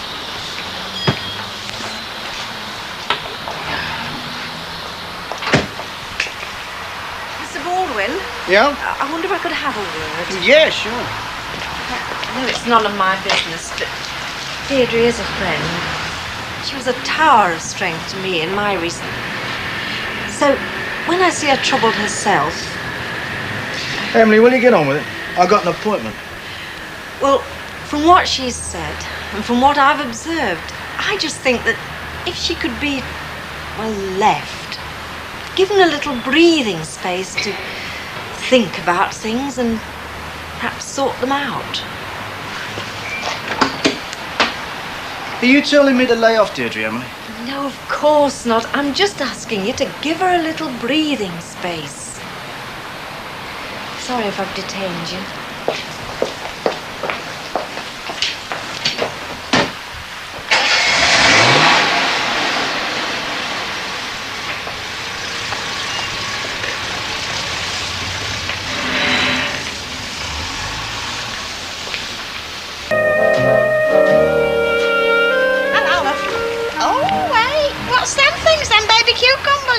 Courgettes, Hilda. Very nice. You boil them up, you know, very tasty. Are they?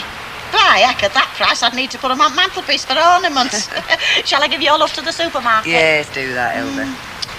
Why, heck. Another satisfied customer. Not so you'd notice. I don't think you'll ever get rid of these courgettes. Well, give them a day or two. At least we're trying. Yeah, Annie Walker will give you 10 out of 10 anyway. Well, that somehow makes it all worthwhile. Aye. Oh, thanks, Paul.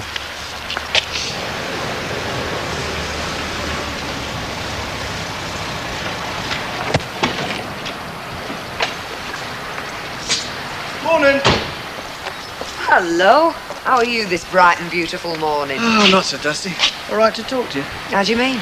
Well, I was talking to your fairy godmother yesterday. Or rather, she was talking to me after she clobbered me with her one. Oh, heck. What did she have to say?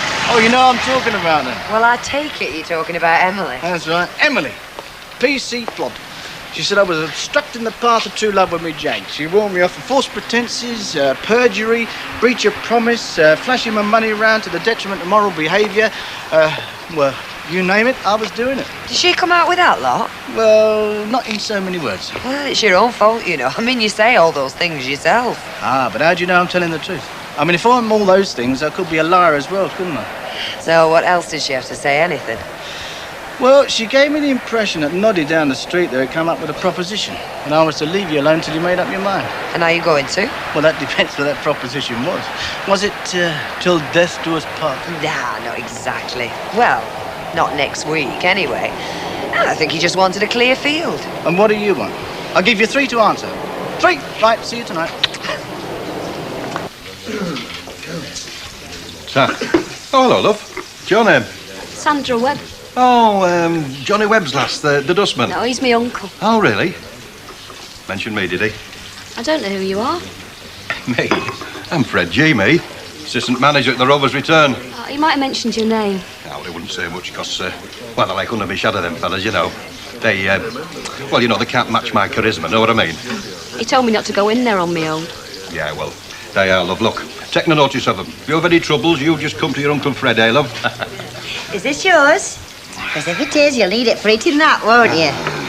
Watch him. In fact, go and play with the hot stove, you'll be safer. She's only jealous, aren't you? Oh, yes, I'm green with envy. What are you doing in here, anyway? I thought Annie Walker provided breakfast with her board and lodgings. She does. I'm not skipping for no fella, let alone him. Oh, his nibs. Aye, King Gordon, God's gift to the licence trade. If you're doing your breakfast, Fred, get me some, will you? Now let him go and tickle. I've been a mug once, I'm not being a mug again. Get his own flaming breakfast. Yes, it is uncouth, isn't he, Fred? Uncouth, loud mouth, and he fancies himself. Yes, but you've got him weighed up, haven't you? Yeah, chucking skin for it and all, love. You've got him to a T. Yes, well, you know what they say, Fred, don't you? What? It'll come to you. Yes, thank you. Not very nice, is he, Mr. G? I meant it when I told you to watch it. You get a lot of men like that in these places. Yeah, there's a lot of men everywhere. There's a lot of men, period. They're not all like that, though, are they? I mean, Mr. Randall's nice. You like Mr. Randall, don't you? I like a lot of men. No, but I mean special. Go on, you can tell me. Woman to woman. Woman to woman. Go and get the washing up done.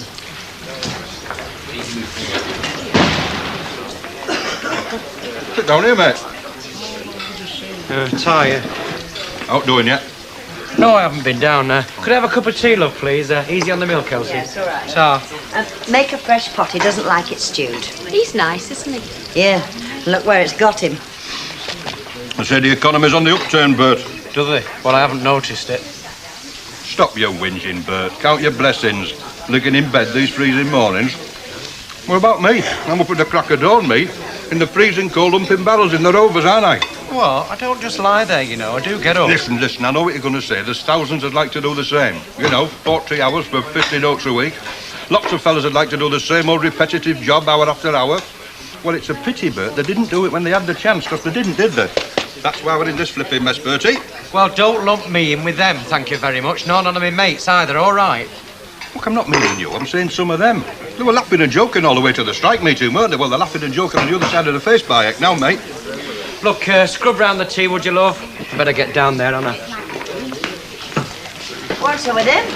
Don't you touch your conscience, Alf? Touch your conscience, that's all. Gets to us all sooner or later. Ah, any chance of a cup of coffee for a genuine worker? Yeah, send him in. Let's have a look at him. In the kitchen, the kettle's boiling. Oh, thanks for nothing. Hey, how are you doing out there? Well, I finished, haven't I? I don't hang about me. Not like some I could mention.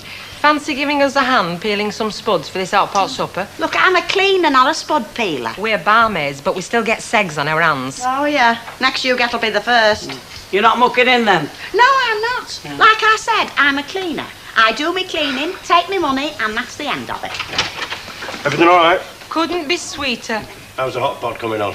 Potatoes all peeled? 2,000 down, 3,000 still to go. Yeah, we're just getting back. No. Finish your break, Mrs. Turpin. You're perfectly entitled. Fancy giving us a hand, do you? No, I don't think so. And Mrs. Ogden will give you a hand. Won't you, Mrs. Ogden? Oh, yes, sir, certainly, Mr. Lewis. Be a pleasure. That's the spirit. Well, it's different, isn't it? Here's the flaming organ grinder. I'm not apologising. I spoke to Mike because I felt he ought to know the situation, and I was pretty sure you wouldn't tell him. I see. That's what friends are for. Has it ever occurred to you that you might be wrong about Mike? I'm not wrong. And Ken, for that matter. I'm definitely not wrong about Ken.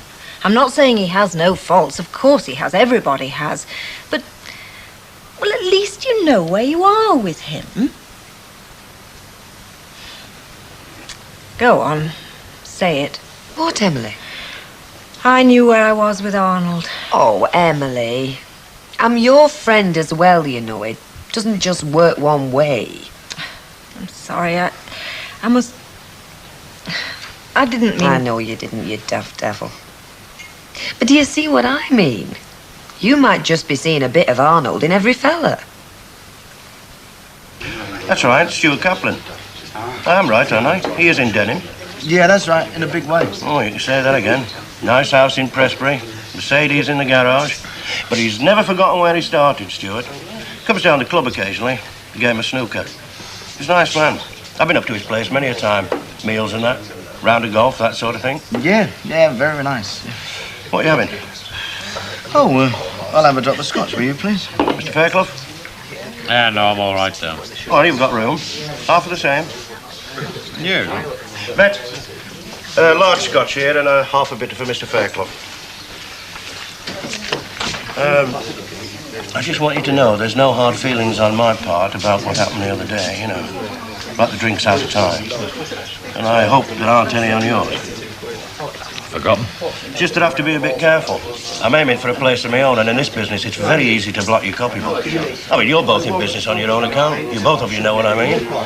The average worker these days will drop you in it without thinking twice. Just a half, was it then?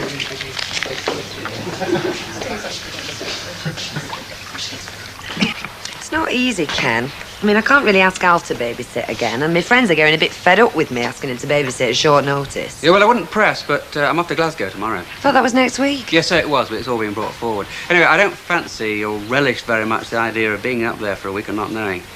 You thought about it? Yes, I have. Oh, hiya. Parky out there. Well, it is only February, Hilda. Yeah, that's true. Right, what can I get you? Oh, it's all right. I don't mind hanging on. Ken's waiting for Alf. Oh, well, just a quarter of my tea then, please. Right. Brew myself a nice cuppa and get back to me Barbara Cartland. I think I've read any of hers. Oh, they take you out of yourself. Not that life's like that, of course. I mean, all that romance and lovey-dovey stuff. Oh, I don't know. Might be for some folk, eh? You've got an answer for me, then? Yes, I have. Sorry I'm late, love. Oh, hello, Ken. Listen, you go for your dinner and I'll take over. It's all right, there's no rush. Listen, do you want a cup of coffee? Oh, yeah, thanks. OK. Oh, why don't you both go through? Look, don't blame me for being late. Alderman Bury backs you up in a corner, you can't get a word in edgeways.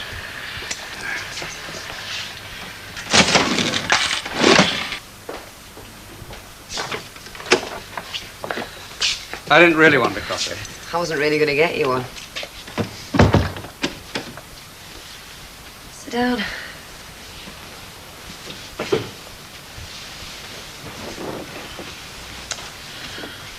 Now then, I better get this straight, hadn't I? You want me to devote my life to you. Romantically speaking, that is. Well, no. I mean, that really is a bit Barbara Cartland, isn't it? Now, I know what happened before and I let you down, but I'm asking you again. So, I've got to give up all my fellas, such as they are, and you and me have this sort of official arrangement whereby one day we might get married unless something happens. Look, I don't know how to put this, Ken, but... Well, I was let down once, and I don't want to be let down again. It's not just that. I know this might sound silly, but... Well, I still haven't got over Ray. I don't mean loving him or anything. That went a long time ago, but... Well, I thought that was for life. And it wasn't for life. So the next time something starts, I've just got to be very, very careful. I would like nothing better than to say I love you, Ken, and that's all that matters, but I'm just not letting myself say things like that. I'm not even thinking things like that. Not yet.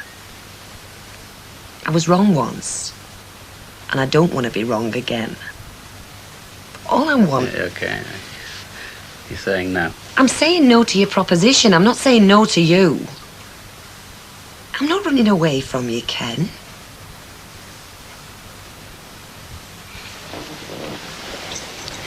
I just don't want to commit myself, Ken, to anyone, not just you. Anyone.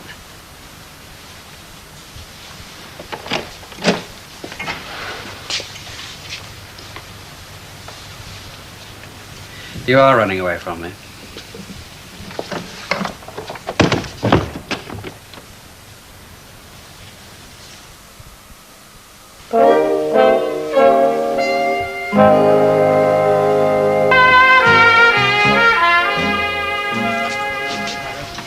Absolutely dreadful. could do with you if you're ever satisfied. 2 hours in cabinet. Oh, Rita, I do wish we could go into town every once in a while. And here you are with a couple of hours off, and what are you doing? Whinging about how there's nothing to do. Well, there isn't. I mean, what's the point of going into town? It's their early closing day, too. They won't all be closed, maybe. Big shops will be open, because there's a recession on. They can't afford to close. They need every penny they can squeeze out of us. Well, what are we closed for, then? Oh, shut up. We open again at 4. Giving you a bad time, is she? She's always giving me a bad time. She makes me sick. I mate. Well, you cheeky devil. we don't want no If fighting. you had to live with her, she'd find black side of a new shilling, this one. Well, at least I don't live in a dream world like some people I could mention. You're dead right. Your dream's a nightmare. Oh. Where are you going now? I'm going into town. Well, hang on. I'm coming with you, aren't I? Well, hurry up then. I haven't got all day to wait. Right, see you, Bet. Have a lovely time together. Yeah, ta-ra. Oh, sorry, love. You all right? Now to a good dentist couldn't put right. No, you're not leaving because of me, are you? Oh, certainly not. No. You'll notice I said nothing, but then I don't throw myself at fellas. They're nice girls, aren't they? Is it their afternoon off? Looks like it's yours and all. Well, to tell you the truth, I don't overwork myself. Now, you know what the devil says about idle hands, so let me get in first. How do you fancy peeling a few spuds? Not a lot. What do you want spuds peeling for? Did you not see us on TV last night? Oh, hot pot supper, eh? Any good, is it? Do I look as if I'd make a bad offer? Don't answer that, mate. You'll just get yourself a load of Myber. I think you're right. Half a bitter, please. Sandra, number 4. Right.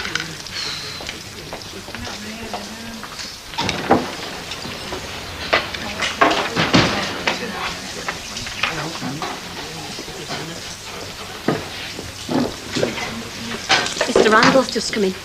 Get away. Where were the trumpets? You're not kidding me for a minute. Do you want to serve him? Oh, can I? Of course you can. Oh, bless you, my child. Yes, what can I do for you? Just a cup of tea, please, madam. I'm saving my appetite for later on. Oh, lucky for some. And I was wondering if you'd care to join me, if you're doing nothing. I'm doing nothing. Would you like to join me? Well, it depends where we're going. If it's somewhere posh, well, it takes me 2 hours to put my face on and don't finish here till 6. No, it's nothing like that. It's a hot pot supper at the pub at the end of your street. Oh, charming. Great. Well, shall we say 8 o'clock then? Yes, I'll meet you in there, 8 o'clock. All right. In the meantime, cup of tea? If it's not too much trouble. Not too much trouble at all. Oh, yeah. Here. What did he say? Well, as a matter of fact, he's asked me out for a meal. I told you. Where? You'll never guess. Oh, hey, where? Hello, lovely. What time are you serving the hot pot? Oh, round 8 o'clock. It should be nice and thick by then. All congealed in a solid Oh. mass. Sorry, mess. You're not putting me off. Just been having a word with Deirdre. Sorry things aren't working out between you. Thanks. At least I tried. Not hard enough, and not soon enough, but I tried. You're not giving up, are you? Oh, she made it pretty plain. I don't think she realised it, but she did. Oh, dear, I'm sorry. Well, Oh, no, it's very nice. Crispy toffee. Get some shots off market. What in it, you mean?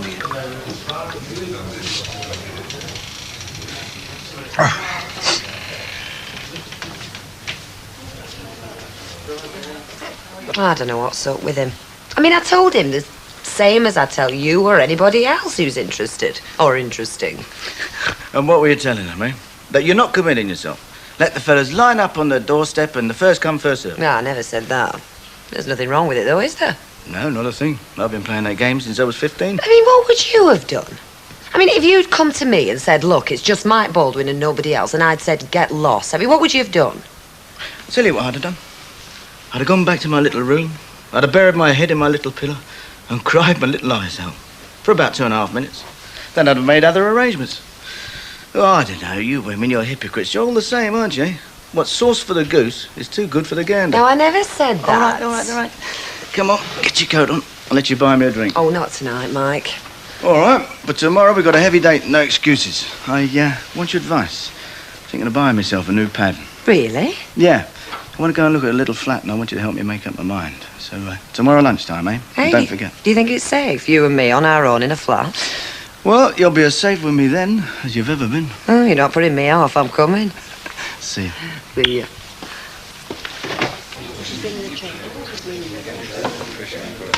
It's so long since I had hot pot. Me too. I can't tell you how much I'm looking forward to it. You are two-faced, you. She's not here for the hot pot at all. She's here for that fruit machine fella. Now, go on, admit it. I'll do nothing of the sort. Hey, Betty is coming in, isn't he? I mean, he knows that she sat here pining her little socks off. Don't fret, he'll be here. Very interested he was. In Mavis, it's hot pot. Ah. Did you hear that, Mavis? You run in second to a plate of hot pot. Well, never mind. Listen, when he mops up the last bit of gravy with his lump of bread, you grab him. Oh, I wish you'd shut up, Reed. That's it, Mavis. You tell her. Ah, hello, another one after you. Hey, what's got into you? What do you mean, what's got into me? Nothing's got into me.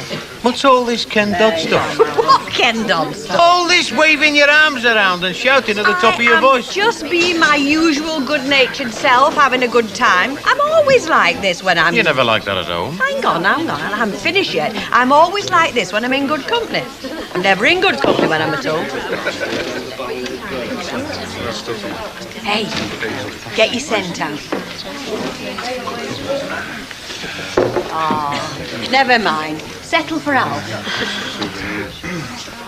Are you sure you haven't been on the bottom? Oh, shut up. I thought he was never going to go, but he finally did. Have you been waiting long? Oh, only about 5 minutes. Oh, trust me. Now, what would you like to drink? Gin and tonic? Yes, Can I have a gin and tonic and a pint of bitter, please? How do you do? I do. Not ready yet, your hot pot. We chucked some up and it didn't stick to the ceiling. I can wait. How do you tell when hot pot's cooked? Just said, haven't I? Only some folk don't listen. I think you have to taste it, love. It's better than sticking a fork in it, anyway. I expect you're right. Mavis Riley, you ought to be ashamed of yourself. All that love talk in front of folk is better than sticking a knife in pork. You know who he is, don't you? No, who is he? I told you he comes in cabin. Ah, he's up this fruit machine place down Rosamond Street. Oh, is that him? Wally Randall. His name keeps coming up in front of the licensing committee. Wally Randall? It sounds like a stand-up comic. Hey, Wally Randall and Mavis. How about that for a double act? Sounds like Happy Drum, doesn't it? What do you know about Happy Drum? You told me, Grandad. They were having a high old time talking about you just before you came in. Me? What's to talk about me? Oh, well, anybody dark and mysterious is interesting. But anybody that shoots their mouth off round here, they don't want to know. Me? I'm about as mysterious as that pint of bitter. I don't know. You don't come out a lot, you know. All right. What do you want to know? I don't know everything. Start at the beginning. All right. Well, I was born, definitely. Hey, do you think we ought to, You, Fred. Now what?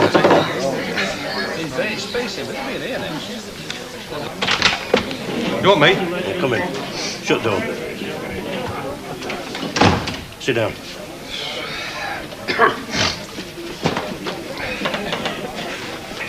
Do you know what honesty is? Of course I do. It's a plant, isn't it? You know, one of them white crackly things. I'm not being funny. Do you know what honesty is? Of course I do. So you wouldn't go into a shop and pick something up and walk out without paying for it? You wouldn't break into somebody's house and pinch a television set? You wouldn't pick somebody's pocket at a football match? What are you getting at? I'll tell you what I'm getting at. 4 times since I've been here, I've seen you draw yourself a scotch at those optics. 4 times! God knows how many times that I haven't seen, but one thing I most certainly have not seen is any money going into that till. Now, are you still telling me you know what honesty Oh, is? come off it, will you, Tim? It's a perk of the job, that. Who told you that? The brewery? Oh, come off it. Mrs. Walker, did she tell you that, or is it something you've made up for yourself? It's well known, isn't it? Well known amongst who? Thieving barmen? You call me a thieving barmaid again, mate. I'll stick one on you. I'll flatten you. Who do you think you are? You jumped up little littler. Right, that's it. You're suspended. From this minute on, you don't go near that bar. Do you want the police in? We've got to wait for his lordship. Oh, bring him out. I wouldn't care, but they won't eat it when they get it. We will. Come on, get us. All right, you start serving now. Hey, you better get Fred in. There's no Fred. I've suspended him. You've what? I've suspended him. Didn't like his attitude. And don't give me any trouble, because you could be next. We flaming couldn't, mate, because you won't get the chance. Are you with me, Betty? Come on. That. You run your own flaming pub. Got it? Good. Oh, patience! Patience!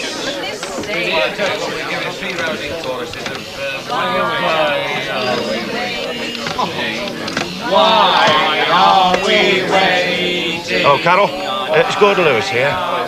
Look, what are you doing apart from watching the telly? Yeah, well, look, I'm paying double time for the rest of the night. Yeah, the Rovers return. You know, corner of Coronation Street and Rosamond Street. Look, can you bring Liz? Betty, come here. Oh, she would be. Look, what about Diane? Yeah, great. Bring her. And make it snappy, because I'm on my own, right? Hey, what's this? What's up? Ask him. Don't worry, the cavalry's on its way. Now, sir. Oh, come on, What was all that about? Search me. Well, he doesn't look too bothered. He didn't look bothered at all. Hey, Louis, is there any chance of getting any food?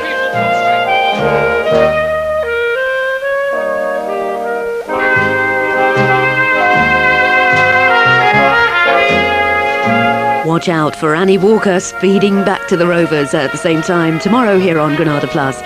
Don't go away, because in a couple of minutes the laughs are all on Hale and Pace.